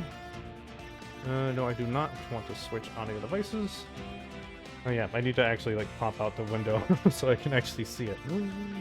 Because I always do like a windowed projector source for whenever I start a game. Whenever I'm using the capture card, because like it's like God forbid if I look at just at the overlay, it's not gonna go well. Okay, let's see here. Share your screen. Okay, here's the projector source. You should be able to look at that just fine. I'm not sure if any audio is going to go through, so it's probably going to sound really weird and delayed. Yeah, probably. That's alright. I hope you have a good one, Tommy. Hope you have a good one. Okay, update info. Alright. Yeah, I there was like an opening cutscene, but I kind of glossed over that, mainly because I wanted to test like if the game worked, basically. I think we start like a new file, it should work fine. You'll forgive me if I'm not all that reactive to this. My Kirby knowledge is quite limited. Yeah, granted, I'm going into this blind as well. All I played was the demo. No, I mean the Kirby series in general. I've never played a single game in the Kirby series aside from like way back when McDonald's still had those console demo demonstration stations. The little demo units. Yeah, the demo units, and Kirby was one of the games in those McDonald's Nintendo 64 stations. Yeah, I remember 64 being pretty neat. 6 was a nice little game. 64 was definitely a nice little game. I did watch a few episodes of that Kirby anime, the dubbed anime on that was on Fox Kids or whatever it was called at that time. With Southern DDD and Antonio Banderas, Meta Knight. Yes. I should have some of the codes here as well. For I think that I earned during the demo. Do you want to connect online? Sure. Now, mostly played the NES game. You know what? That's fine as well. Regular Dreamland is not Adventure. Dreamland is the Game Boy game. Adventure is definitely a very good little game. It's definitely one of the most like beautiful games on the NES as well. That curb. It's him, the lad, the boy. Also, if you notice a bit of screen tearing, my capture card is a little bit on the weirder side. Weirder side? It's cheaper. That's my way of getting around saying that. Well, at least you didn't order it off of Wish or something. Yeah. It's basically I got what I paid for. It works pretty well. It's just a little delayed. At some point, I will invest in an Elgato and stuff like that. But for now, I'm pretty happy with what I have. I gotta turn the audio on the game up a little bit. Oh, that face. I always love silly expressions like that, especially like an old anime. Yeah. If you know what I'm talking about. Like, you don't get that kind of stuff anymore in modern anime. That's kind of sad. Which is Yeah. a bit of a shame. I don't think you even have that, cross-hatched anger mark on anime characters' heads anymore when they get angry. Yeah. You know what I'm talking about, Yes, right? I know. Yes, I know exactly what you're talking about.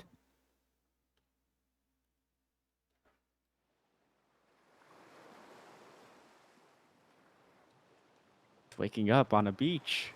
Strange beach. Shout out to VLC player.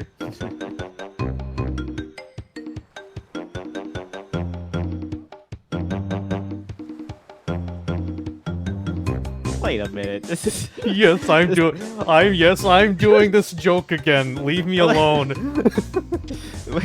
wait. Leave me Is alone. this not literally? It is literally. Yes, I'm doing this joke again. Leave me alone.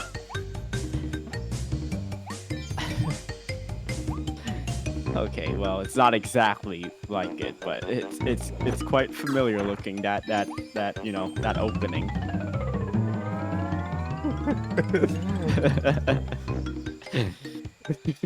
I'm sorry. I had to do it again. But it's definitely interesting how it starts out like very silent. Like I remember, like Mario Odyssey and this start out have like very like silent like basic starts. It's like, okay, here's a very empty area that we're gonna toss you into, and then you figure out everything from there. And then we're gonna have the big reveal of the nice and elaborate area, which is here. Nature has reclaimed. I honestly love that look. I honestly love that look of like overgrown like ruins. It's like I still feel like the audio is I feel like the audio is too low. Now, Okay. granted, I don't have any audio at all. So Yes, I'm I just know. reacting to the visuals. So So Kirby confirmed as this post-human extinction. The thing is, that has been implied more than once. Oh wait, no. Whoa. Come here. That has been implied more than once. In Kirby 64, since you mentioned that you play that, there's this stage called Shiver Star. And what it is entirely like a mechanical theme stage that is all like run down factories and stuff like that. And the little icon that you get for the little model before you go into the world is it's just a frozen over planet Earth. So this has been implied more than once. the deep lore. The deepest lore. Kirby has like a weird amount of lore. Like when you play like the modern games, like every now and again, pause during some of the bosses, you will get like really weird, wild backstories in like the newer games. Especially when you're doing like the boss challenge modes, like the arena. Oh, amiibo. There's amiibo functionality. Oh, we're gonna mess with that later. But yeah, how's the audio now that I've tweaked it a little bit? Chat, how y'all do? How's it rolling? Oh man, it's so nice playing this. Honestly, the game feels like really great to play. It feels like really smooth and really great to play. Kirby is a nuclear war result. You know, I wouldn't have be surprised if he managed to do it all by himself. Oh yes, here it is. What's this? Oh, yeah. Yes. It is time already.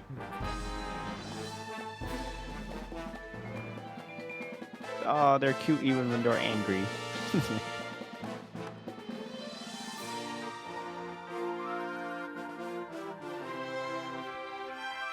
Give it to us, yes! Here it is. It's a pink Ferrari.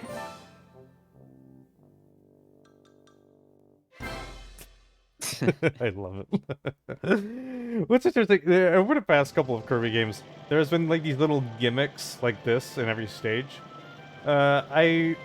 first I played through Return to Dreamland for the first time, and what there would be like these super versions of like existing copy abilities, but they would be very situational and be for like certain obstacles that you had to break down at that certain point of the stage. And they didn't really use it all that creatively until the very end. I remember the one on the 3DS also had something like that. The only one that honestly felt like an extension of the gameplay, and not just something that was just like added on for set pieces, was like the little robot that you could ride around in the Planet Robobot, which is also on the 3DS. Because it was kind of like this. You remember like the little ride armors from Mega Man, or like the mechs in Gurren Lagann that like the little faces on them?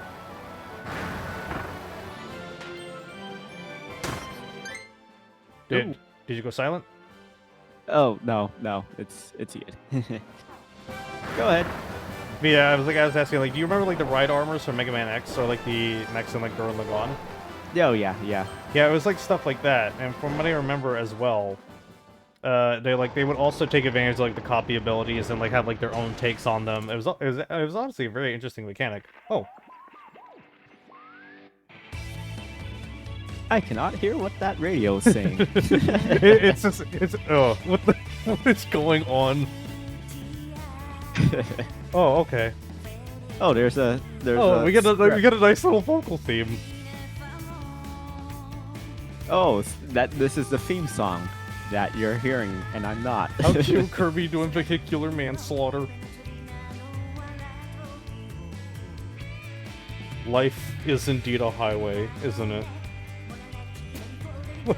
What am I watching? Oh, little ducks. Oh, I love them.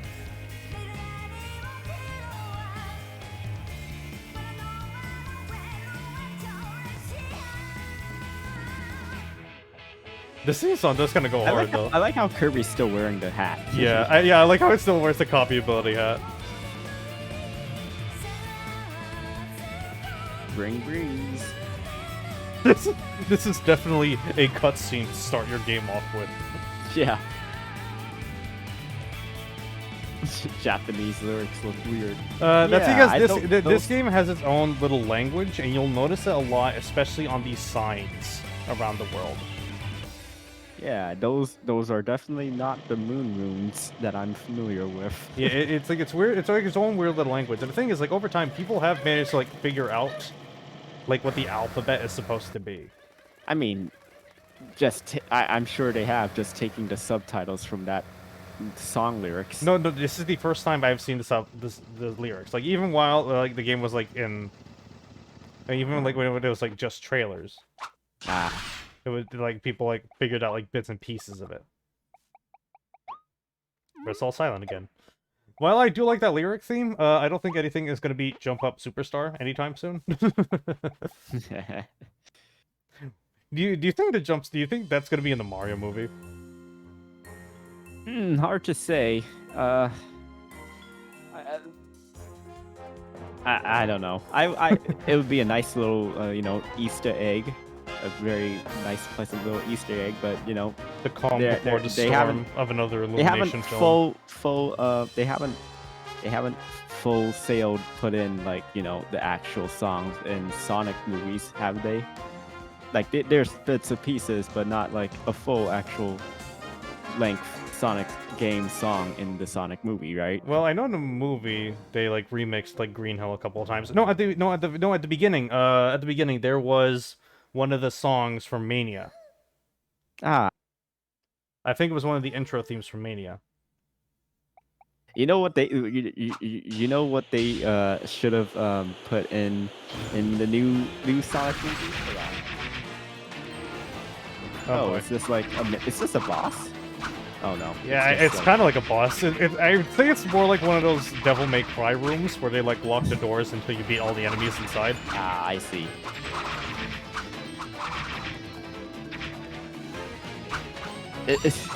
How many style points did I get for that? They should have that song from that City Escape stage from Sonic Adventure 2 in Sonic movie. I wouldn't be surprised if they did that, along with probably like a new remix of it as well. Or at least like a new Crush 40 song. That's that song is like the stereotypical classic schools out, it's summertime rock song. That kind of reminds me of like this cursed post I saw like ages ago. It was like somebody saying like ska is exactly what a 13-year-old hears in their head when they get mozzarella sticks. But what about all those other guys, the Waddle Dees? They were all captured and taken away. We fought those beasts as hard as we could, but they kept coming back for more. Now I'm the only one left. I have to go save them. I have to. Star. Kirby saving Waddle Dees? Well, Waddle Dees aren't. Well, Waddle Dees are kind of like. Waddle Dees are kind of like in the same situation. You know how like in Paper Mario, there's like Koopas and Goombas just like chilling out, but they're not on Bowser's side. They're just kind of like casual citizens, and it is very clearly Just marked. civilians. Yeah, and it's like very clearly marked who are actually the ones working for Bowser. I feel like the Waddle Dee situation is kind of that. There's just nothing really differentiating them. Yes. And even then, just- the Waddle Dees and like most of the other enemies are like just chilling. Usually you can tell if they whose side they're on, if they have angry faces or not. And even the Waddle Dees, like most of the time, like they're not like the other enemies. They're not physically attacking you. They're just kind of like sitting down or like chilling. I think in the beginning of like Epic Yarn, like you eventually just see like two of them just like sit like literally sleeping, like all nuzzled up against each other, and you just kill them.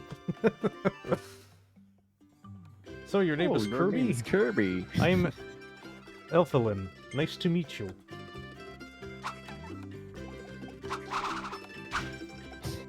Immediately start attacking your new friend. Just in case. We never know if they're gonna be a problem for us later. We don't know. Hey, Nip it in the Kirby. bud, am I right? Oh, hey, here, speaking of good Waddle Dees, here's Bandana D, who is also your two-player co-op partner. They are Waddle Dee. They are basically Kirby, but they are stuck with one weapon, and that's the spear. Let me see here. Boy, am I glad to see you. I got pulled through that vortex over Planet Popstar too. If you ever want a second player to join you, just let me know. I'll always be ready. Oh no, I killed him! Oh, there he is. It was merely a flesh wound. Oh, this looks nice. Oh, the overworld. I do like that there's an overworld and it's not like a giant, like sprawling map. I was like 100% ready for this to be like a Kirby Elden Ring, Kirby Breath of the Wild, Kirby Breath of the Car. Oh, we can search for things. Oh. Got overworld secrets. So if you look around, you can find things like the coins.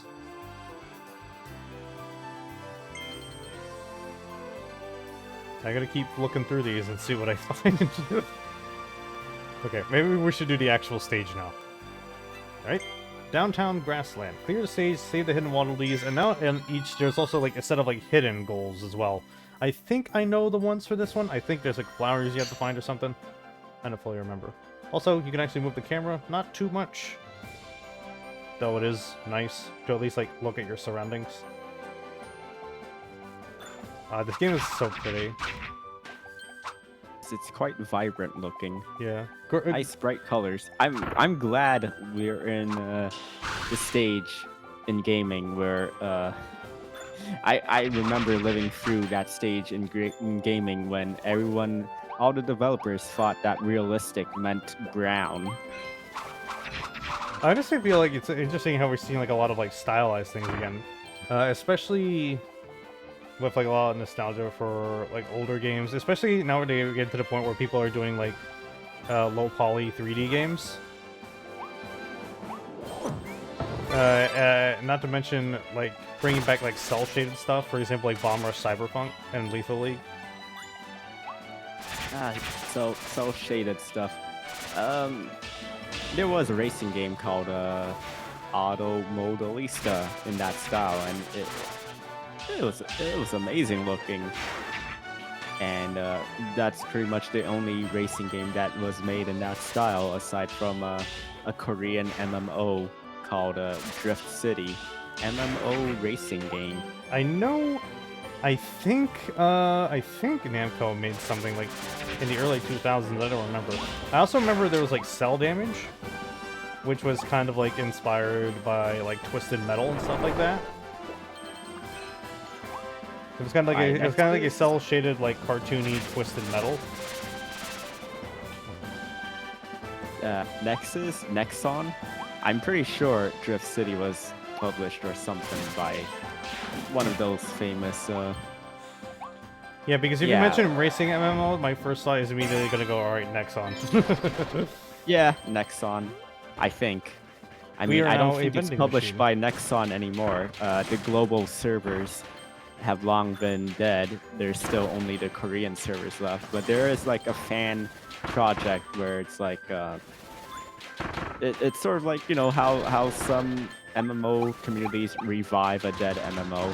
They're doing that, but with the English version of Drift City. Interesting.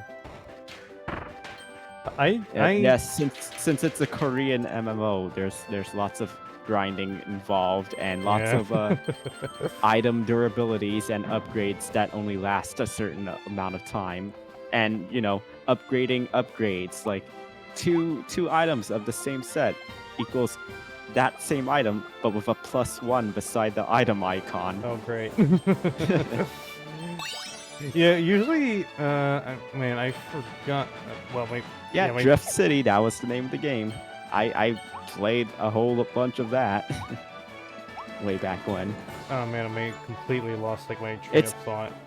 I'm sorry. I completely lost my train of thought. I was going to mention something about old MMOs. I don't fully remember. Ignore me. I don't fully remember. But funny thing about Drift City, they had a few actual licenses to use car brands. Like I'm pretty sure they had the Dodge license, so you had the Dodge Caliber. Remember the Dodge Caliber? That weird station wagon, but you know, manly looking station wagon. But pretty much the majority of the cars were like fake. They looked exactly like the real world models, but they were like fake names. So instead of the Supra, the Toyota Supra, it was the generic brand name, and the name of that model was the Above. The great value version. Yeah. It's not superior, it's above. Control settings, because I know there's a dodge now. Crouch guard. There is a dodge, look at that. Dude, does the dodge give you and it slows down time? Is the dodge like invincibility frames or something? Iframes? It seems to be just like your standard. It seems to be like a kind of like a witch timey-ish like dodge roll. It feels like very character actiony.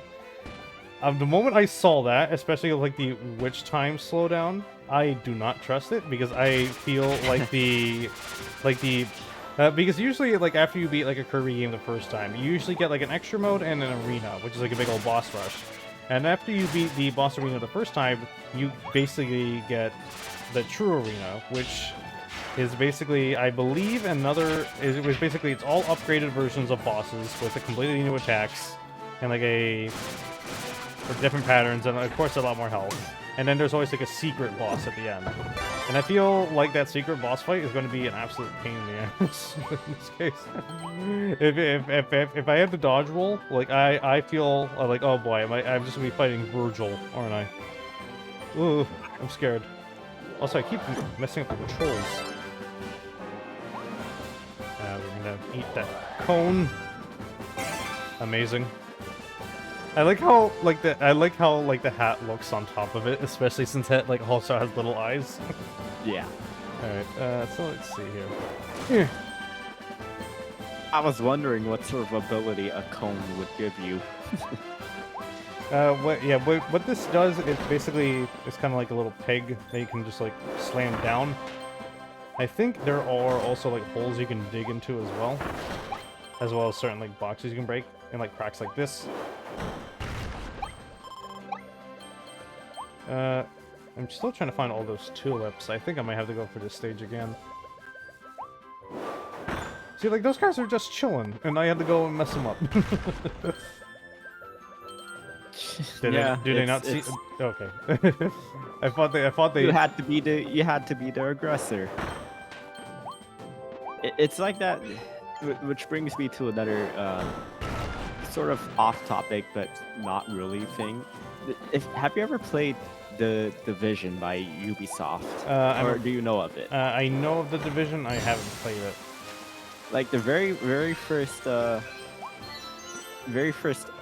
enemy encounter, let's say, it's a looter, but they're just like scavenging from a thing, and the game just expects you to like fire the first shot, Huh. unprompted. So that's sort of, you know. I don't want to get too into it, but I'm gonna be that sort of sticking set with the tone. cutter for this. What's that? I'm gonna be sticking with the cutter ability for this. What I like how they changed cutter is that when you throw it out, you can now like leave it there to charge, and so when you go back when it comes back to you, it'll hit behind the enemy, and that works especially really good for this boss, especially considering they like put up a shield a lot, like right here. Wild Edge. Because if I put it here, oh wait, no. If they kept the shield up, I would have just taken it and got it from behind.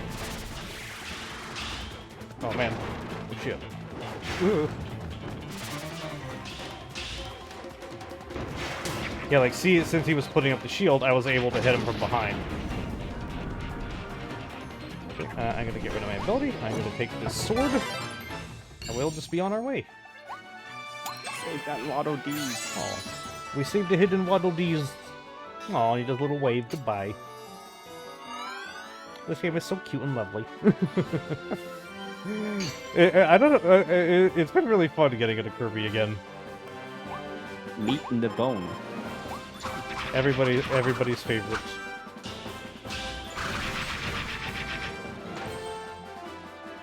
I've always wondered how those tasted, just a single piece of meat in the bone. Like when I see it, my first thought immediately is like ribs, especially when you like cook them well enough to the point where they like straight up like fall off the bone. Oh, AKA yeah, like the that absolute sounds nice. like peak point that you can get them to. Now whenever I see like meat in the bone and made in that style, or like that you know, that icon or whatever, that cartoonish bone with the circular meat around it, I keep getting like PTSD flashbacks to that one thing in Danganronpa 2, if you ever played it. Meat in the bone. What I usually think Bone, of is bone in the meat. what I usually think of is Fang. Another have you seen Fang before? She's like a very cute like cave girl VTuber. Oh yeah, I know. Let me see if I can pull a picture of them up because Fang is very, very good, very precious. You know what? You know what? Screw it. I'm gonna shout him out. I think this is the channel. Let me see. You think? I was like, oh, that's so cute. I love it. I'm gonna shout him out. Oh wait, I don't remember the channel name because I'm bad at freaking remembering anything.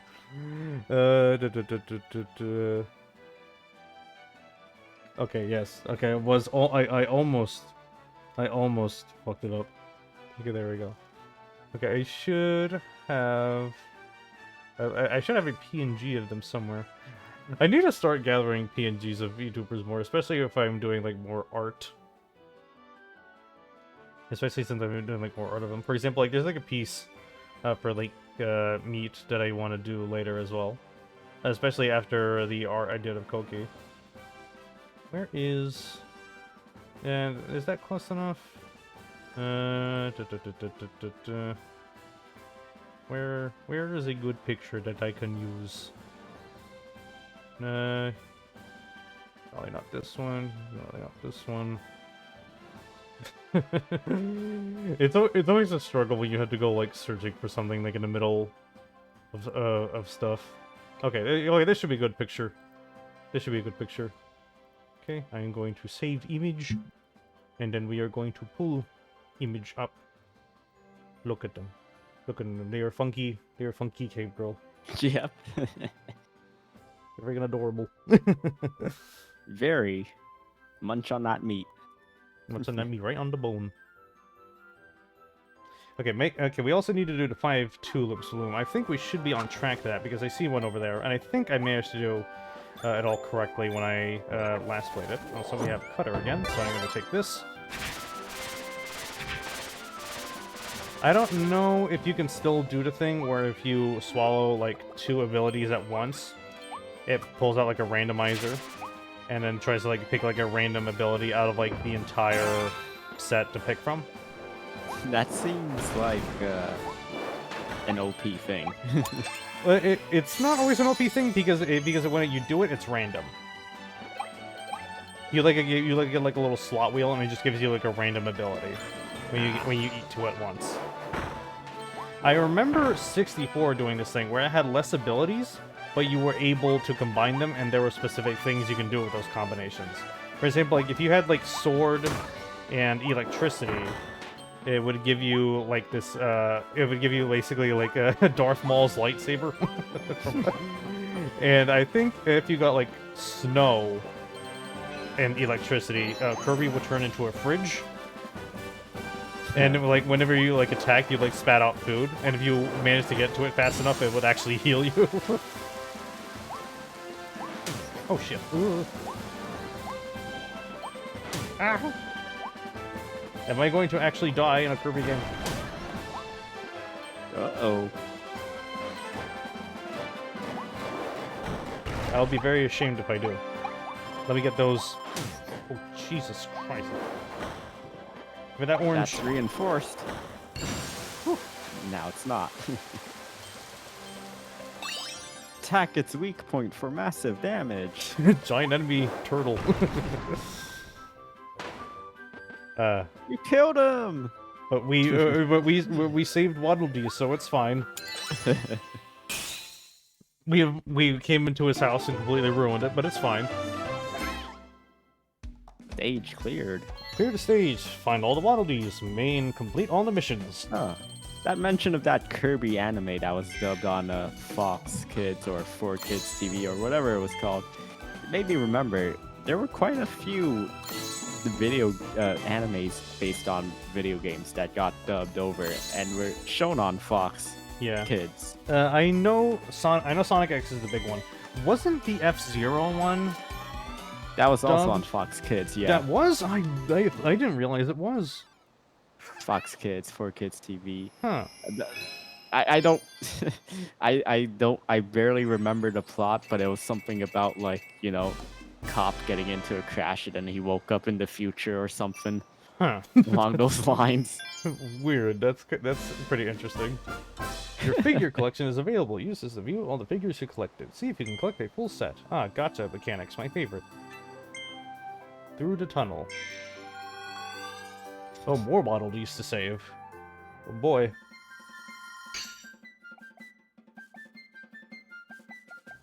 Oh, there's fire.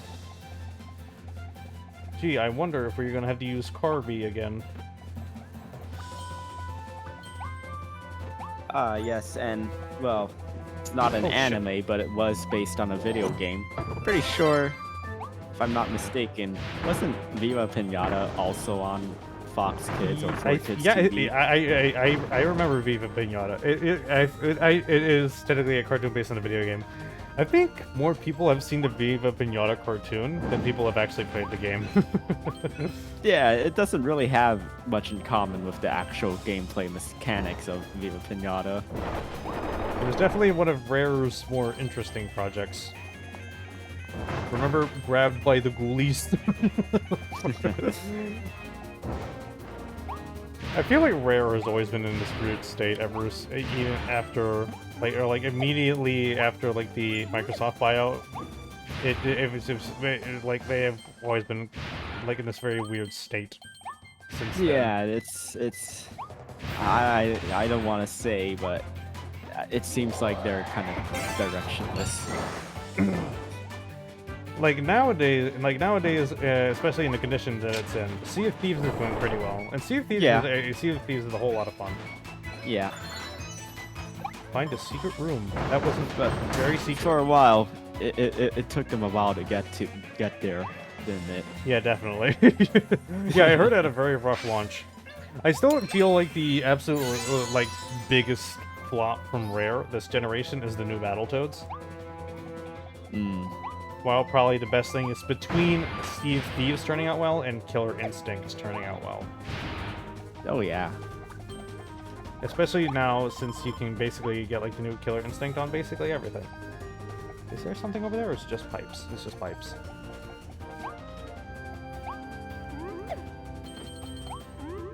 Like, part of me feels like there's something around here that I should be looking for. Oh man, this game is so pretty so far. I love it. You know what it kind of feels like structurally? You know what it kind of reminds me of? It kind of reminds me of like Super Mario 3D Land and World, but the environments feel like more natural than they do like basically.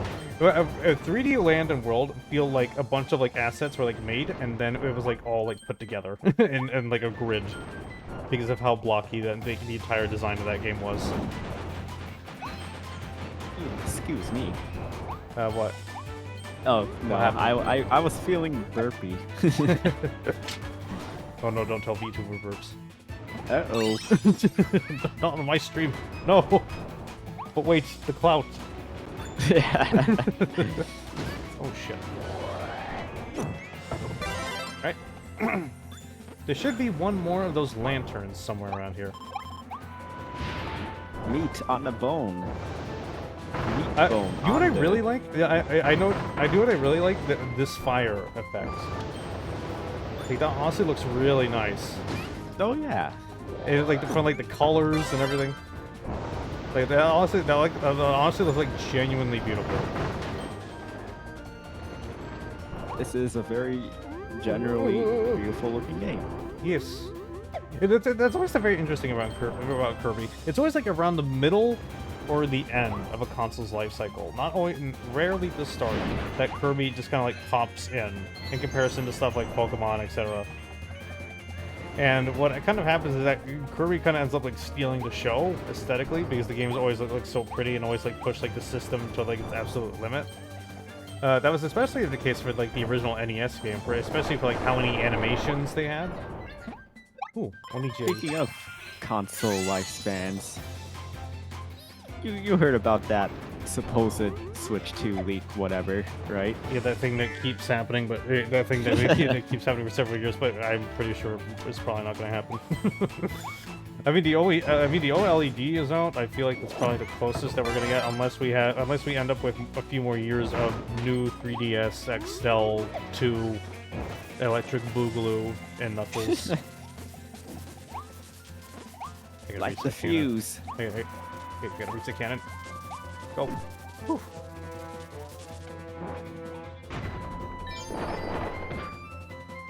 Aha. Another hidden Waddle Dee. Whew. We're doing pretty good on these.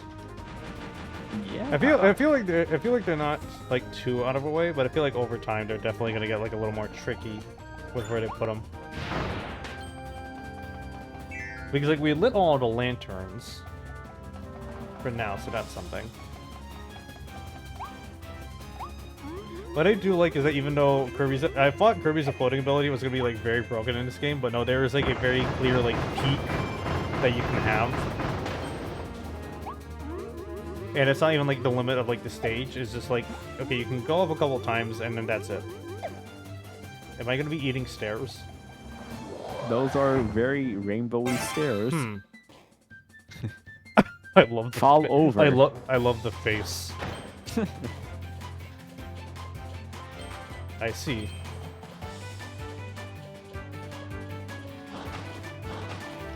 Oh yeah, you just smack them. Can I go to the side? Yes, I can. Yeah. Okay, I'm gonna spit it out. Okay, let's see what's here. Okay, I'm probably gonna have to bring the stairs back or something because I can't reach that. Okay, I can bring it over here. Oh, okay. I probably should have just done that and just like scooted in. You think it was such like a clear mark. Yes, it was perfectly stair-sized, that alcove. No, let me fall over. There we go. Okay, now I think I should be able to spit it out here, so I can get out. Get on here. Like the little bomb block. I like how those stairs look like they belong in a nightclub during a rave. Yeah, I do like the little effect around it when it's like it's marked that you can mouthful something. Oh shit, we already got the propaganda posters. Kirby's allowed.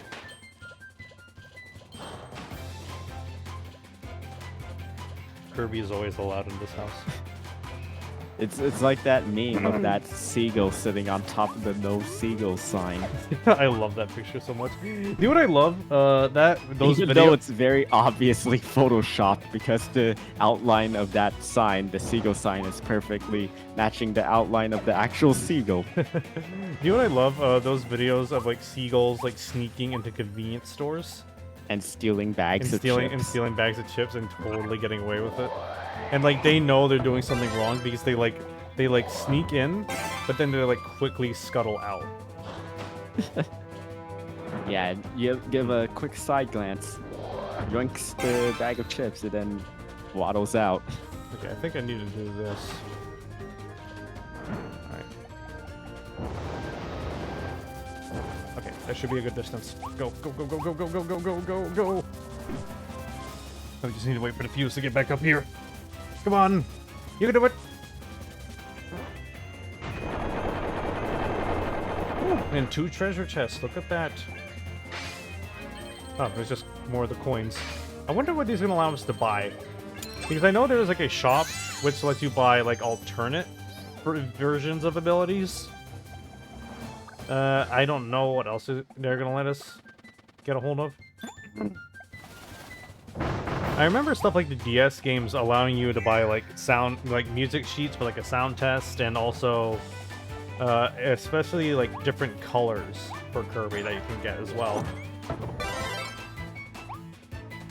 I always found that as like a nice fun little bonus. What, no boss? It's easy. No boss? Okay.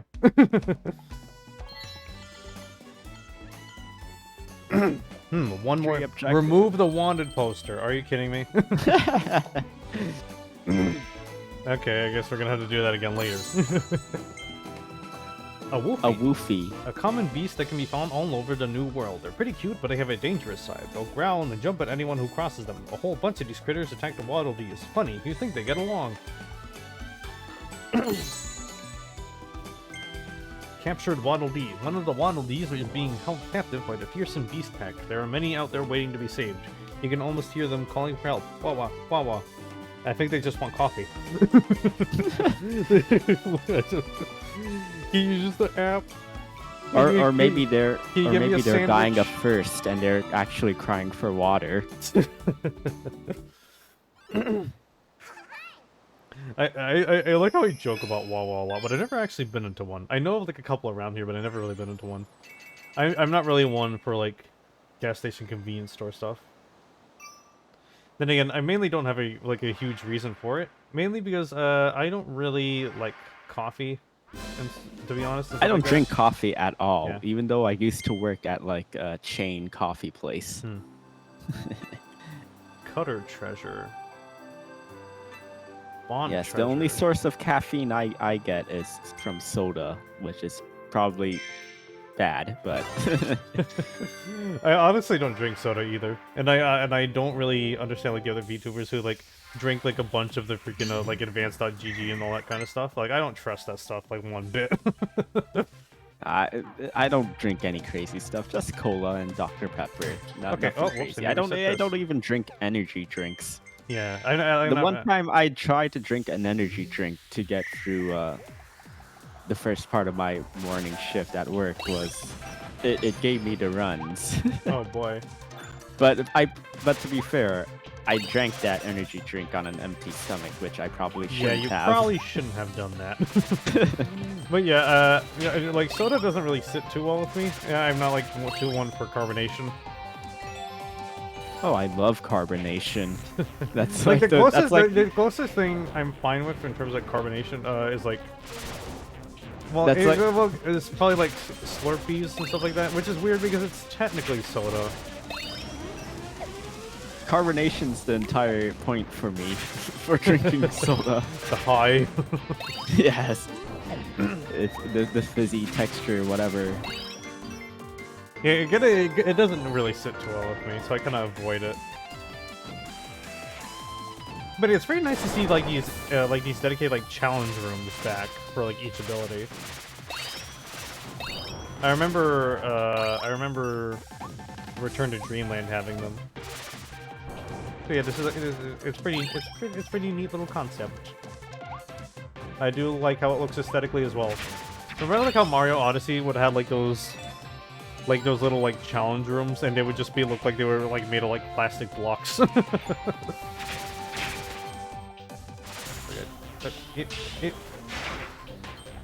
Oh, I could have just grabbed it. Let me guess. Something has to be. Target time, 1 minute. Oh god. Okay. All right, let's do that then. Already getting your speed strats. Well, I mean, Ready. it's the first time I did it, and like I have it, and I clearly have like a bit of strategy now, and I know like a good amount of that time was screwed up by me trying to fight that couple at the end. Go go go go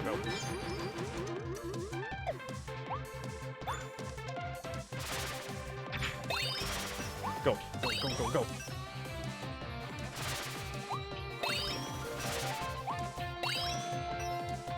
And I'm already standing on the portal, so I can go right to it. One. Nope.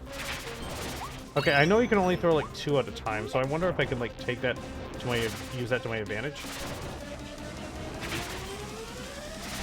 Because like you can still move, you don't have to throw 2 in the same, like throw 2 in the same spot. Okay, there we go. Fine. No, come here. Aiming is so weird because there's no like lock on or anything. It just basically is in the direction that you are in. What's interesting about this game is that how hit registers is perspective based.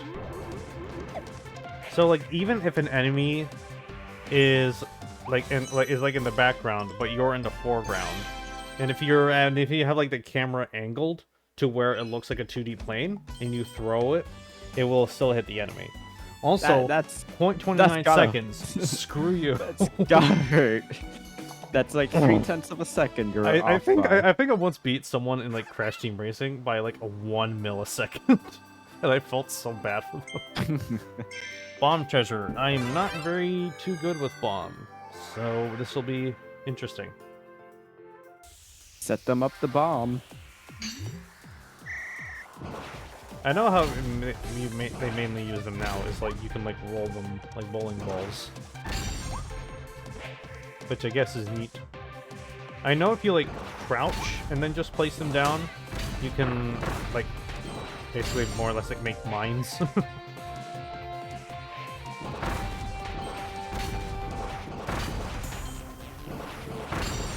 Go go go go go go go. Go. Alright, come here. Alright, let's go. This is a pretty nice remix as well. I'm sure it is. I'll take your word for it. Oh yeah, I forgot you can't hear the stream. Oh man, these times are strict. These are really 30 strict seconds. times. These are really strict times. Yeah, it's almost like you've got to be absolutely perfect. See what I mean? Like when you start finding like the secret stuff, that's like where like the actual difficulty sets in, and it doesn't play. Rocky Rollin' Road. Alright, let's do this. Rock and rollin' road. I see you. Oh, a big old hedgie over there. Oh. Prickly. You know, I probably could have swallowed that and probably got an ability from that. Oh shit, he's pumping a cap in me. Oh, he's got a blunderbuss. Come here. Now I am gun. Oh, and it auto locks on too. That's sick. Flashback to that Kirby anime scene where he has like where a he's little just firing an Uzi everywhere. Yeah, where he's like, I think it was like an SMG, but he's like dressed in like a little police uniform. Not shown in America, obviously. The Kirby anime was wild. It was. Give me gun. I only know of the one specific episode because on YouTube they did like a reanimated version of it. Yeah, I saw that. That was honestly, yeah, the that's honestly episode really where nice. they decide to make their own anime. Plus, oh, you can charge it. Japan exclusive scene that was deleted for the US release. I think there's a hidden DE. Speaking of like that Kirby anime, remember the scene where they like try to figure out how Waddle Dees eat? So like King DDD just like holds up a cracker and they just kind of to Waddle Dee's face and they just kind of absorb it. They don't have any like a mouth to open or anything. Yeah. They're just kind of like glorp.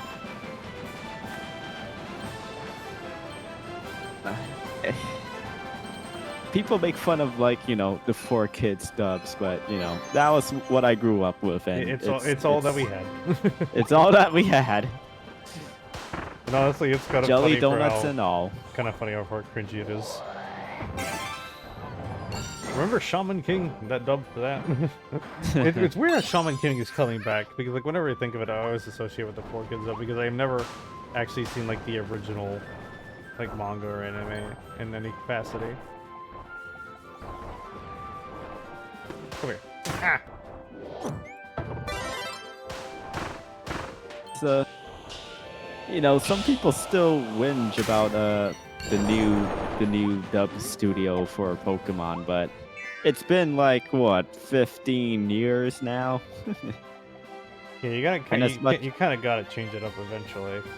Yeah, and you know, eventually they brought back some of the original 4Kids voice actors as well. In fact, one of them is actually the current voice director of the Pokemon anime dub. That's pretty interesting. Yeah, Lisa Ortiz, which I find slightly amusing because Lisa Ortiz just does that one single voice for every single character that she voices. If it ain't broke, don't fix it, I guess. Yeah, you must be familiar with Lisa Ortiz, or at least if you heard her voice, you know. Yeah, I think so. like I said, if it ain't broke, don't fix it. It kind of like those actors that play the same character in every movie, like Michael Cera. Oh yeah, absolutely. Or Adam Sandler. He get mainly by choice to make himself look good. To be fair, Uncut Gems was pretty big departure from what he usually does, and Yes, he's this pretty is good true. at that. That's true. I mean, he if he puts effort into something, it'll usually turn out all right. But most of the time, he's just, you know, using his own studio or whatever Like to back hang in, out like with back his in the day, there was like a good amount of actor stuff. friends. Also, running away from a boulder. Are you sure? Are we sure this is including it breaking into the floor at the end?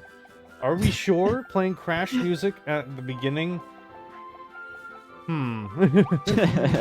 Wait, was it a sign of things to come? We may never know.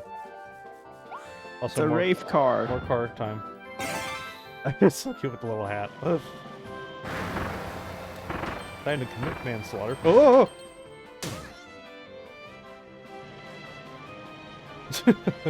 I like how that doesn't instant kill you. Yeah, I thought that was gonna instant kill me. I was ready to die, but no, it just takes up a good chunk of health. I mean, probably because they expect it. Probably because since it, like by design is very unruly. They're probably giving you like a little bit of leeway for it. You insta dying would be in the prepare to die edition. Why can't I jump this gap? Oh yeah, I forgot I can jump. I have to actually jump the card. Okay, that's okay. So we're supposed to be approaching that a different way. Oh, there it is. Yeah. There's even an animation where you're in the car. Huh. I don't know how to feel about that. Oh, it's so weird. Oh shit. Shoot the gap. That was a pretty fun little set piece. Oh, I mean, there's that door that we were in earlier. Another gachapon. Alright. I hope this should hopefully be everybody. 1, 2, 3. Because it's always the worst when you're like looking for stuff in games and you only find and you always miss one thing. It's always the worst in like oh screw you. It's always the worst in like speaking of Crash, like when you like go for a whole stage and try to break all the boxes, but then when you get to the tally at the end, you only missed one. You missed one, yes. One. And it's like Gordo. the one hidden one at the very beginning of the stage. Cold hard Crash.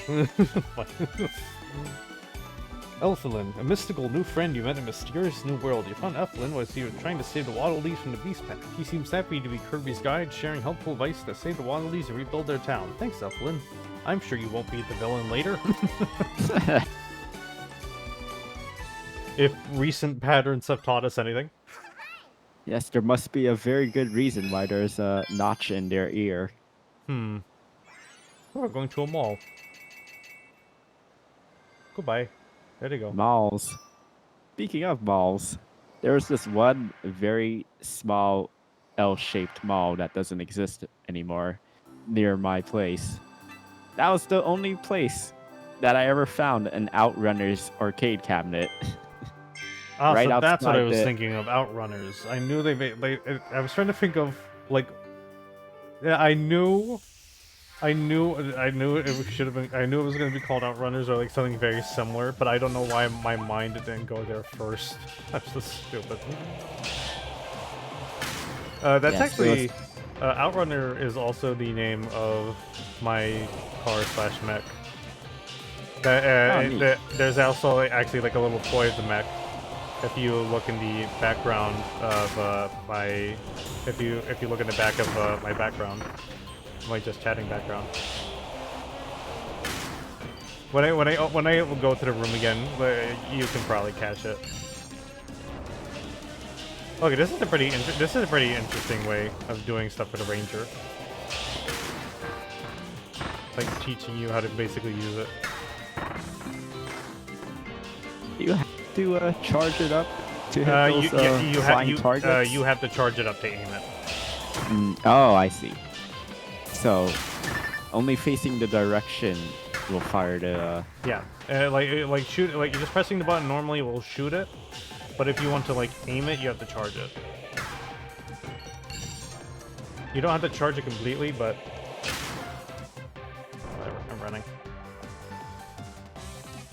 I'm pretty sure I didn't make the time goal anyway. I don't care.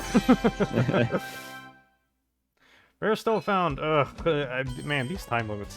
I feel like I could have gone it. I feel like I could have gone it if I didn't like miss so many shots. A whole bunch of times. Yeah, we're gonna and got hit so many times as well. You know, let's try it one more time. I feel like we can do it. Thunderbus. I mean, it's very interesting how like they reworked like all the copy abilities, especially like this is like literally the first Kirby game, unless you count the racing game on GameCube.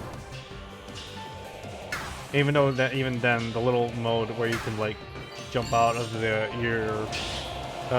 little vehicle that you had and like run around in the city didn't really have too much to do for you.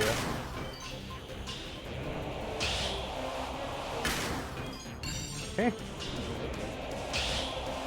Some good time.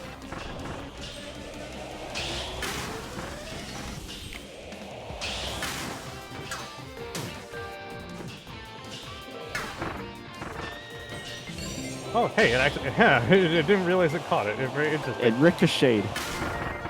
9 seconds. We did it. We did it. I hope by God we did it. Oh, yes, we did. Yeah. Oh, we got extra 50 coins for that. 60. Huh, I thought we would have gotten a little more out of that, but okay. I'll roll with it. We'll probably do the fire treasure later. For now, I want to go into the mall and see what's there. This should be interesting. A trip to a rival mall. It has a moving sidewalk in that mall. I think I missed that. We'll see. In the splash screen. At least I think it is. Unless it's a very flat escalator. It seems to be an inactive escalator. Oh, hello, little rolling fella. Okay. Bouncing all over the place. I'll let you do your thing. Oh, this looks nice.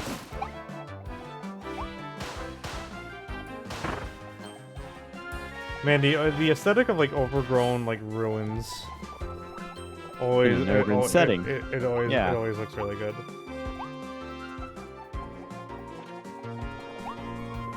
Like, I know I already said so many times, but like this game is genuinely so beautiful. Okay. And I know my capture card really doesn't do it too much justice, especially since it kind of screws up the frame rate a little bit. So like I'm sure if I like pop this on a TV or something, it's gonna look insane. Yeah, I'm just gonna ignore that bone throwing fella that looks like Poppy.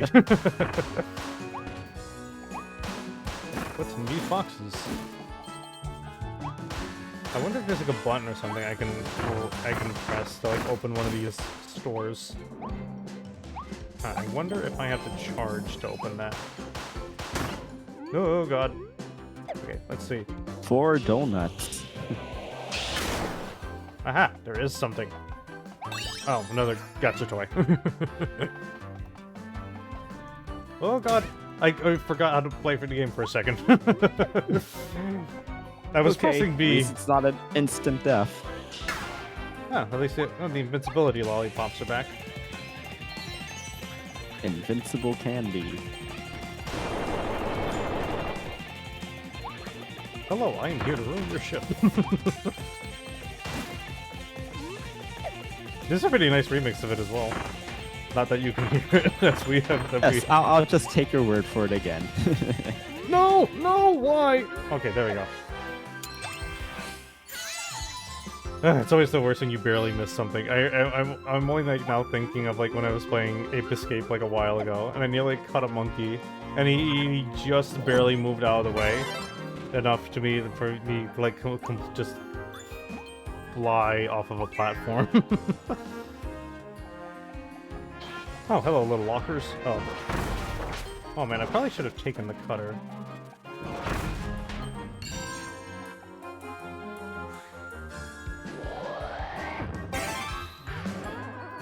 Oh.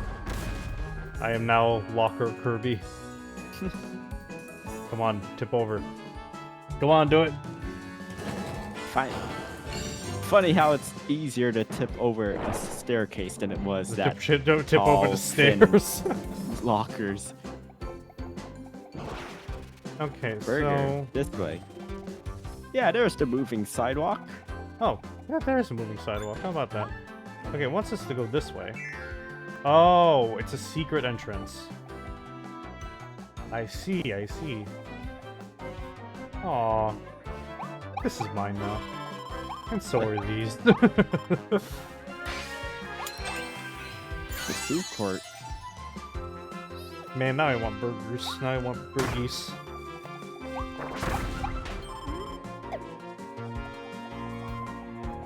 I second. What's over here? It's weird how you only see moving sidewalks in airports.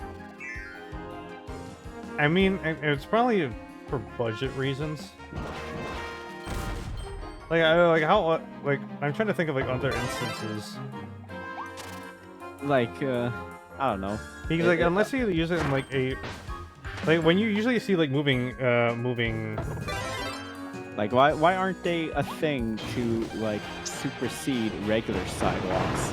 Planning? I'm sure there's maintenance stuff that's involved in that. Yeah, that I was gonna say, because like usually when you see it, it's like after you already like buy the tickets and everything, right? Yeah. So like I'm pretty sure it's like I'm pretty sure it's like such like high maintenance.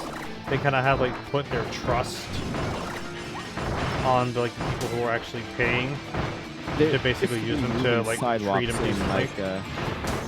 In one of the subway stations here, but it no longer exists because it was just a pain to maintain, and people kept riding bicycles over it as well. Huh. So Freaking yes, it's not enough to have the moving sidewalk. They think it's like a speed. They think it's like a speed pad from Mario Kart. Gotta go fast. They think it's like a speed pad from Mario Kart. They think they're gonna get a little extra boost by going across it. So, and it was kind of annoying too that they removed that moving sidewalk because it was a very long hallway that moving sidewalk was in.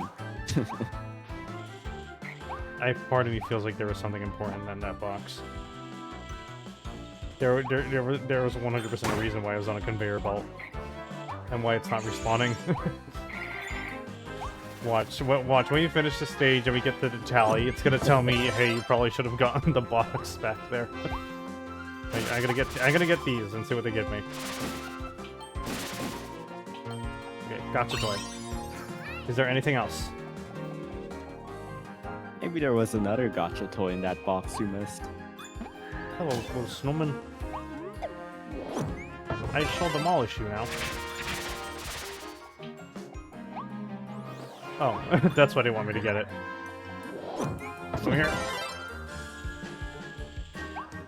I do like they usually put like respawning enemies like near areas like when they need you to like use it for a puzzle. The part of me feels like there probably would have been another way for me to get around that as well. No. Oh, they want to chase. Come here. Gotcha. Okay, Right safe. above the giant floor of spikes. Right into the little flying fella. Oh, that's a nice looking area. Yeah, there's so much like detail and love, but like to this like this single stage. It's really nice to see. Magical Computers. bookshelf. Kirby on the computer. What will they search? Man, it's so weird. Thinking about like how small Kirby actually is. Like they're barely the size of like a computer monitor. Well, then again, like an old. Well, again, it's like an old CRT monitor, so it has to be like fairly big. Yeah. I'm trying to remember how big Kirby was compared to the characters in that Kirby anime. Because they're constantly confused on like how big Kirby actually is. Okay, something Ice cream. involving ice cream. That means there's probably another. That probably means there's probably another area with a bunch of doors for the food up ahead.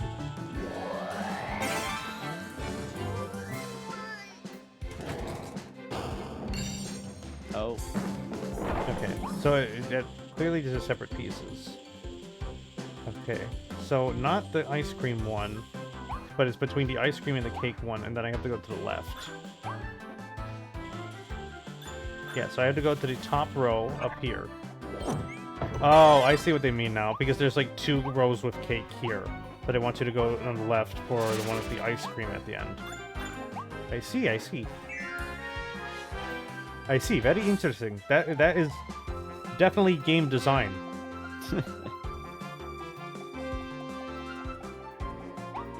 Ah, more. None for you. Oh, hello. Hello, donut. That honestly looks like a kind of a weird donut. I've never seen a donut like that before. Well, I think I Yeah. have like a handful of times. Well, usually when I see them, they kind of look like rope nuts. I don't really know what type of donut they're called. I don't really know how to put it. I probably mean, need to look at like a it's- variety pack or It's something. not like it, but it's sort of cruller-like, that shape. Ow. I mean, it's not that exactly, but... I forgot that I'm supposed to swallow it again. I like how these guys are just like walking and not even like attacking me back.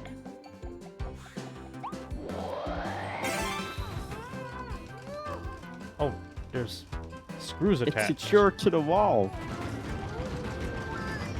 Just like how you're supposed to Oh. screw your IKEA shelves to the wall, but no one ever does that, Oh, okay. me included. Yeah, we usually like that little L wrench that they always give you.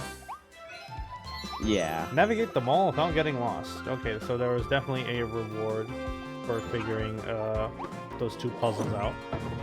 I'm gonna be taking this.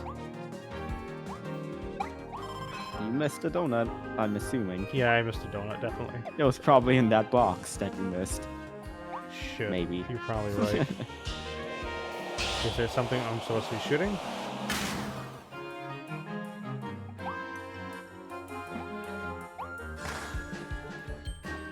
I'm gonna take that as a no.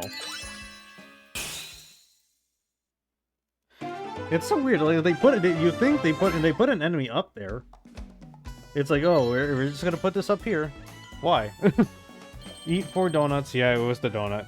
Huh? I didn't realize the invincible candy counted towards one of the achievements. Needle. Ooh. Ouch. Ooch. Careful with those spikes. Jab enemies in place or pick them up by rolling around. What? Pick up enemies by I can impaling them with Katamari. I spikes. can Katamari enemies. Blade Knight. What? No description? Lantern switch. It's Oh, I think it's probably self-explanatory. like extras of like ones that I already got. So that's probably why they're not giving me Oh, I see. like the instructions, like the little guides for those. Naruhodo. Naruhodo. Naruhodo. And there they go.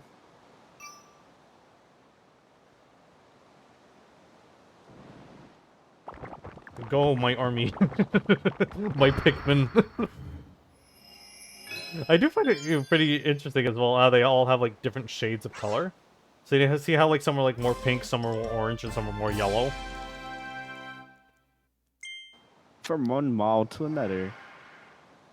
Yeah, but mall or nothing. Yeah, but that one has a boss. Ice treasure. I'm not very too good at ice. Ugh, 40 seconds.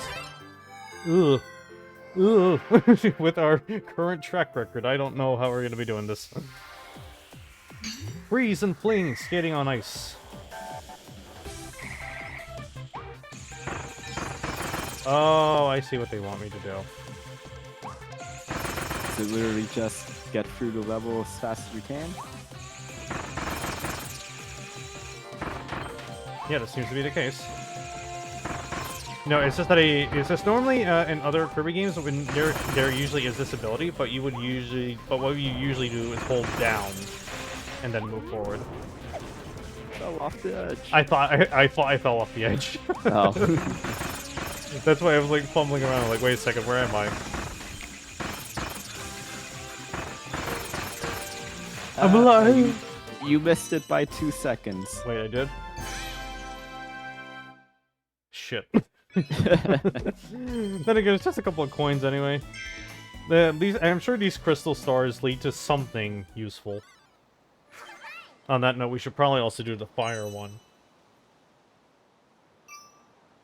We're gonna do the fire one, we're gonna take care of the boss, we're gonna take a look at what's in the Waddle Dee village, and then we're gonna call it a stream.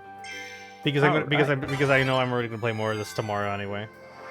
Because I'm absolutely having a lovely time. It's always a good time with Kirby with friends. Kirby and friends. Kirby with friends, especially. Yes. Alright. Come on.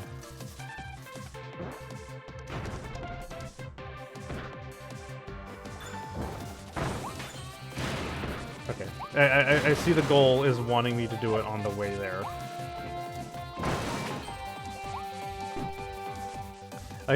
Hopefully this has a more generous time limit, considering how long it takes for the fuse to get there. I forgot what the time limit was. I forgot too. I just hope it's generous. Probably a minute. That's usually what it is. A minute. Better not take too long then. Okay. Go. Unless it's 40 seconds. Or 30 seconds. I'll be very mad if it's 40 seconds. Okay. Whew. Okay, we beat it by 10. We beat it by 10. Very good. Yes. You've encountered the one treasure road stage that gave you generous amount of time. Yeah. Well, like I said, considering how long the fuses take, like I felt like they kind of had to do that. Alright, we've gotten all the treasures. We still need to go back and get those Waddle Dees. But now we have to go through the brawl at the mall, which is most likely a boss stage, as seen by this threatening imagery. Brawl at the mall.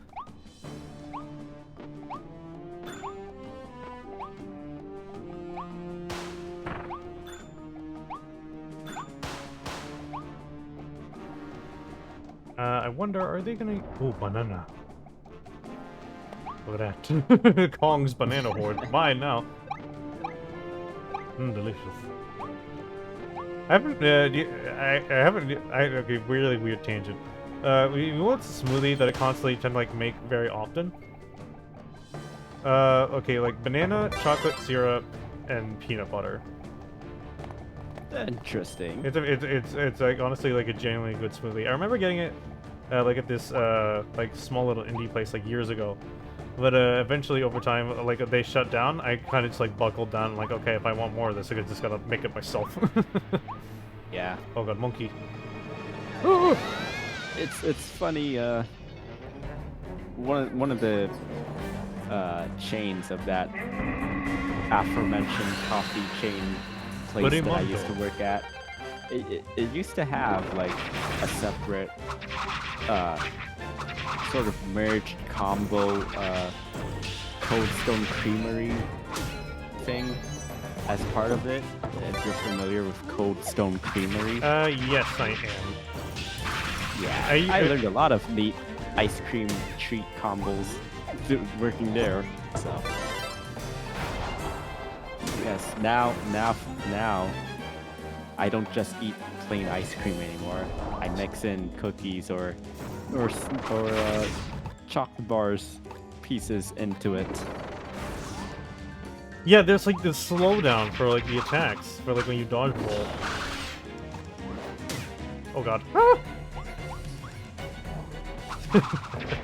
I like the little QTE event for dodging them. Okay, let's see if this works.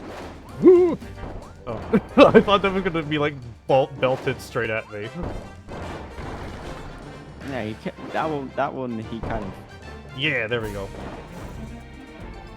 Yeah, I feel like that is gonna be used a lot later. In like later boss fights, especially when they get harder. I don't know, since I'm not playing it, but if that, you know, ruins the flow a bit. It honestly doesn't. It's just that getting it started is a little weird. Because you have to like hold down the block button and then move. It's not like dodge roll and then a direction. It's like having to hold down block and then doing it.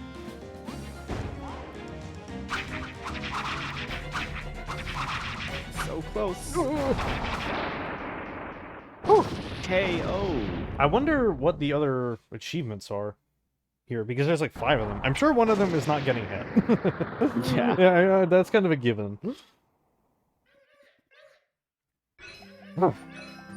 Defeat Goemon. Oh, it's beating him with each of the abilities, probably. Because because usually before like you get to a boss in Kirby, they usually give you like, okay, here's a set of abilities if you didn't reach here. Oh, clear within 2 minutes. Clear without taking any damage. There it is.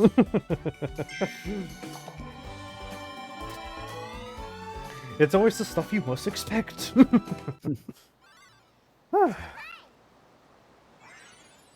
Good shit. I find it so many how many times we always just miss one. It's so weird. Yes, it do be like that. The Waddle Dee Village. Waddle Dee Town. Oh, look at this. Cute. They've got a movie theater. Oh, Yes, and that's the first thing. The first thing they built in their town, a movie theater. Waddle Dees are now rebuilding their town. Save as many as you can to open up new buildings and helpful resources. Waddle Dee Cinema is now open. No, oh, so we can watch cutscenes. Gotcha. Gotcha Machine Volume 1 is now available. Turn to crank to get a figure. Try to collect the whole set. Imagine Yes, like it's called Gotcha. putting so much of your like community resources into just like setting up like a single gotcha machine. Yes. Gotchas, they've always got your wallet.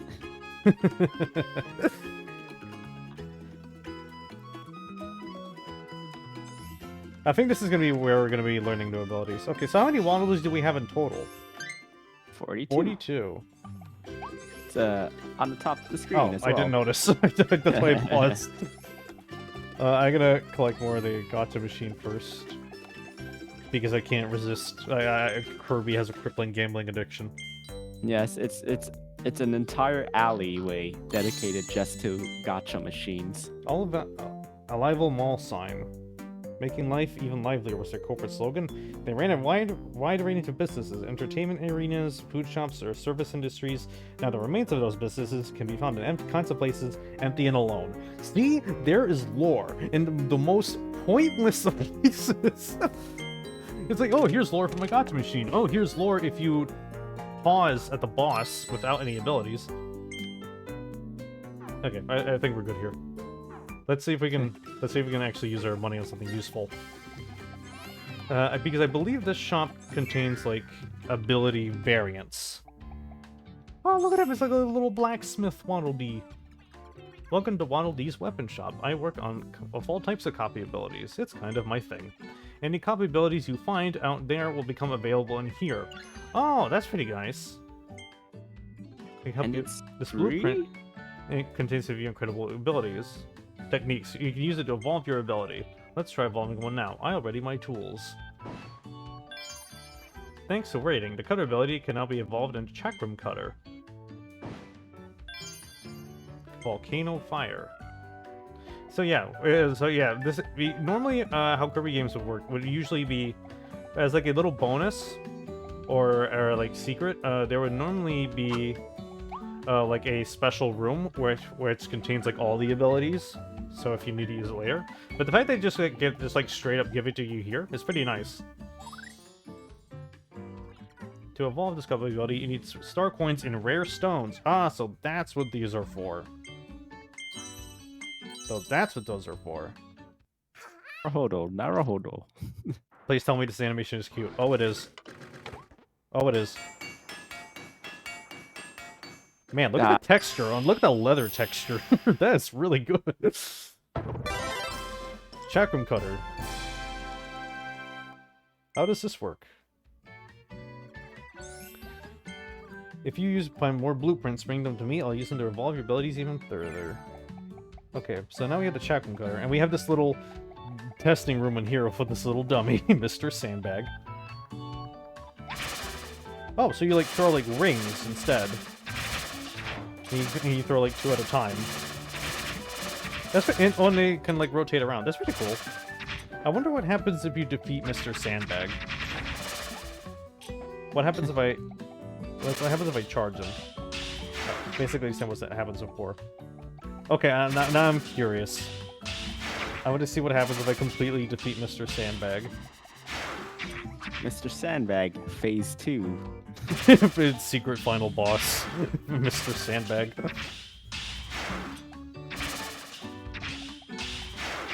You've pushed me around for long enough.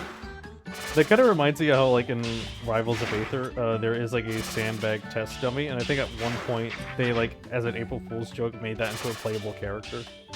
It was, like, insanely overpowered. He's about to blow up.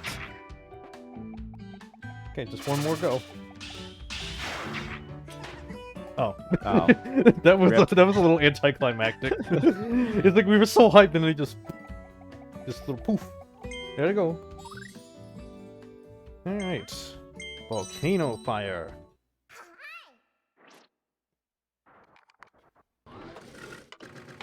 The goggles on. I do love the little. I do love that little outfit. It's so cute. Ooh, well, ooh, look at that. What does this do? Oh, it shoots like lava rocks and like lobs them around.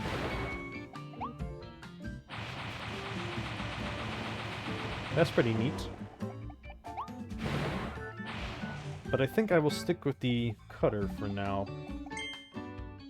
Luckily, this wooden store interior is fire resistant. Yeah, I was just about to say.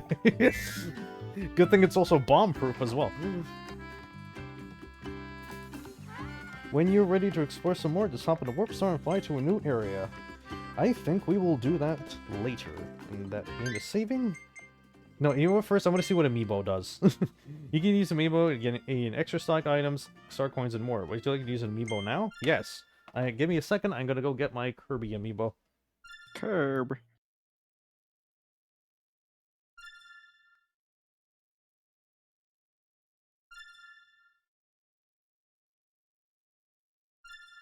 Alright, this better be good. This better be good. This better be worth it. I do like how they placed the NFC touch point right on top of the joystick. And I got coins and extra defense, I think. What is that? Huh. Okay then. that was kind of pointless. Press X to find out. It's good to know because I remember in like one of the 3DS games, like if you use the Kirby amiibo, what it would do is give you a special ability that basically gives Kirby his Smash moveset.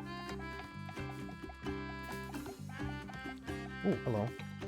Okay. Give me that. All right. You know, let's pull one more gotcha.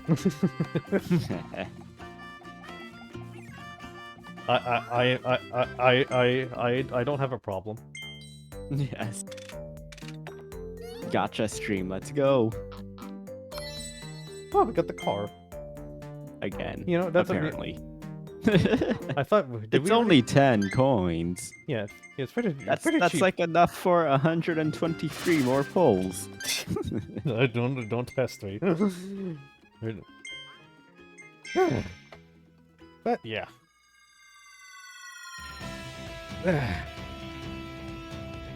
That was very fun. I'm really enjoying that. I'm definitely gonna be going back and check it out more tomorrow. So what did you think? It's very cute looking. It's you know, the gameplay looks pretty interesting and varied, and obviously the aesthetic is very nice, and you know, obviously a lot of work went into it.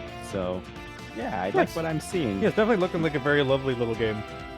I can't wait to play more later. Even with that, you know, the very beginning intro on the beach was quite evocative of a certain something. We definitely had a fun time playing plenty of Outrun as well. It was just a nice chill time. It was. And learning about Ferraris' weird rules. Yes. Yes, indeed. But yeah, thank you again, Frankie, for stopping by. Always. Oh, thank you for having me. I hope we can do this again sometime. Yeah, wouldn't mind stopping by your place I enjoyed as well. myself. Yeah, wouldn't mind stopping by your place as well.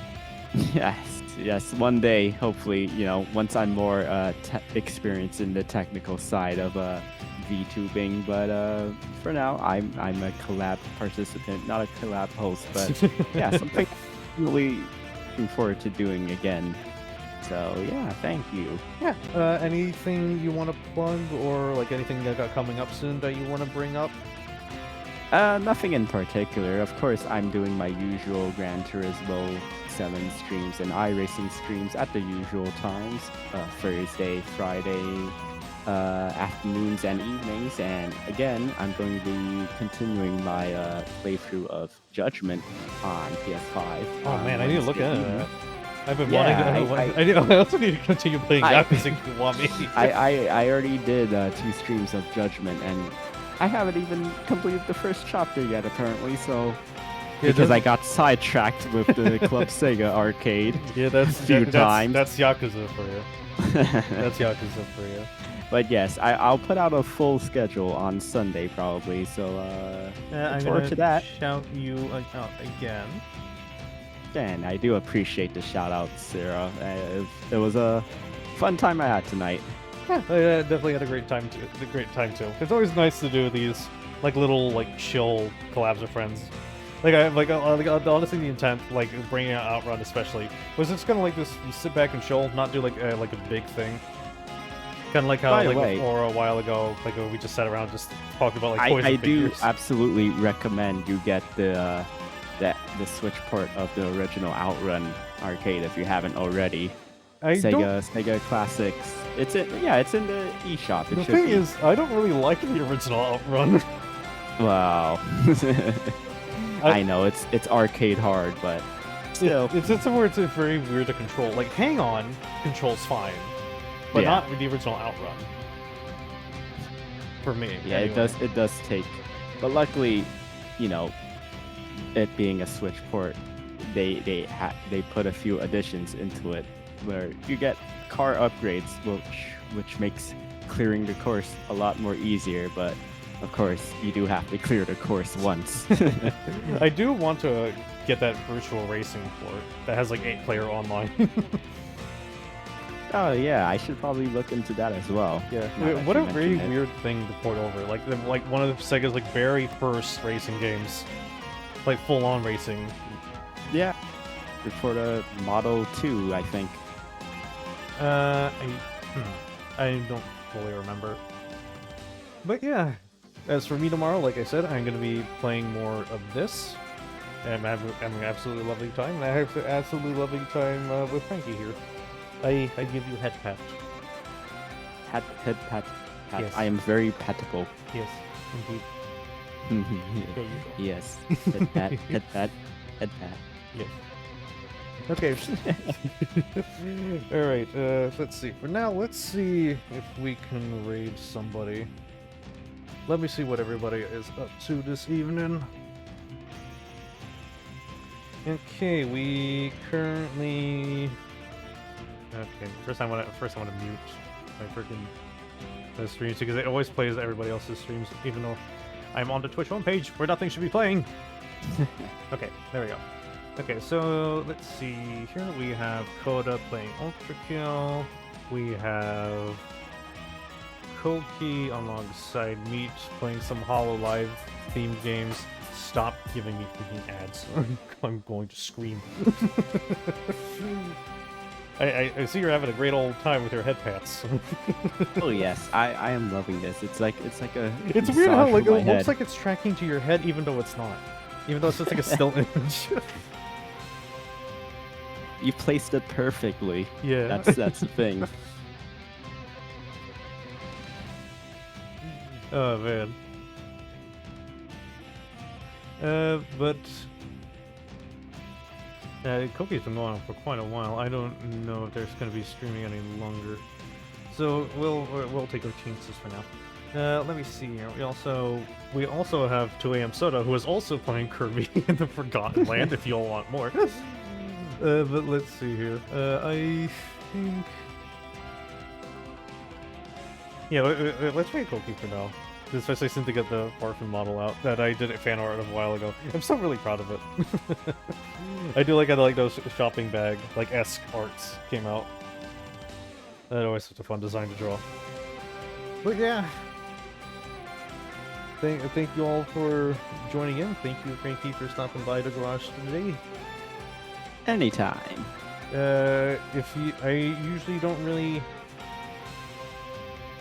I usually don't really have a raid message, but if you all want to, let me see here.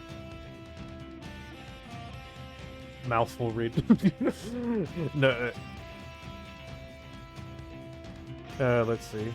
How does drifting raid sound? Does that sound good enough of a name? Drift and raid. I don't know. Let's not do a raid message. It's too much work. Yes. Alright. It should be ready to go. Right, so thank you all for stopping by, and hope you all have a good night. Goodbye. Bye bye. Bye bye.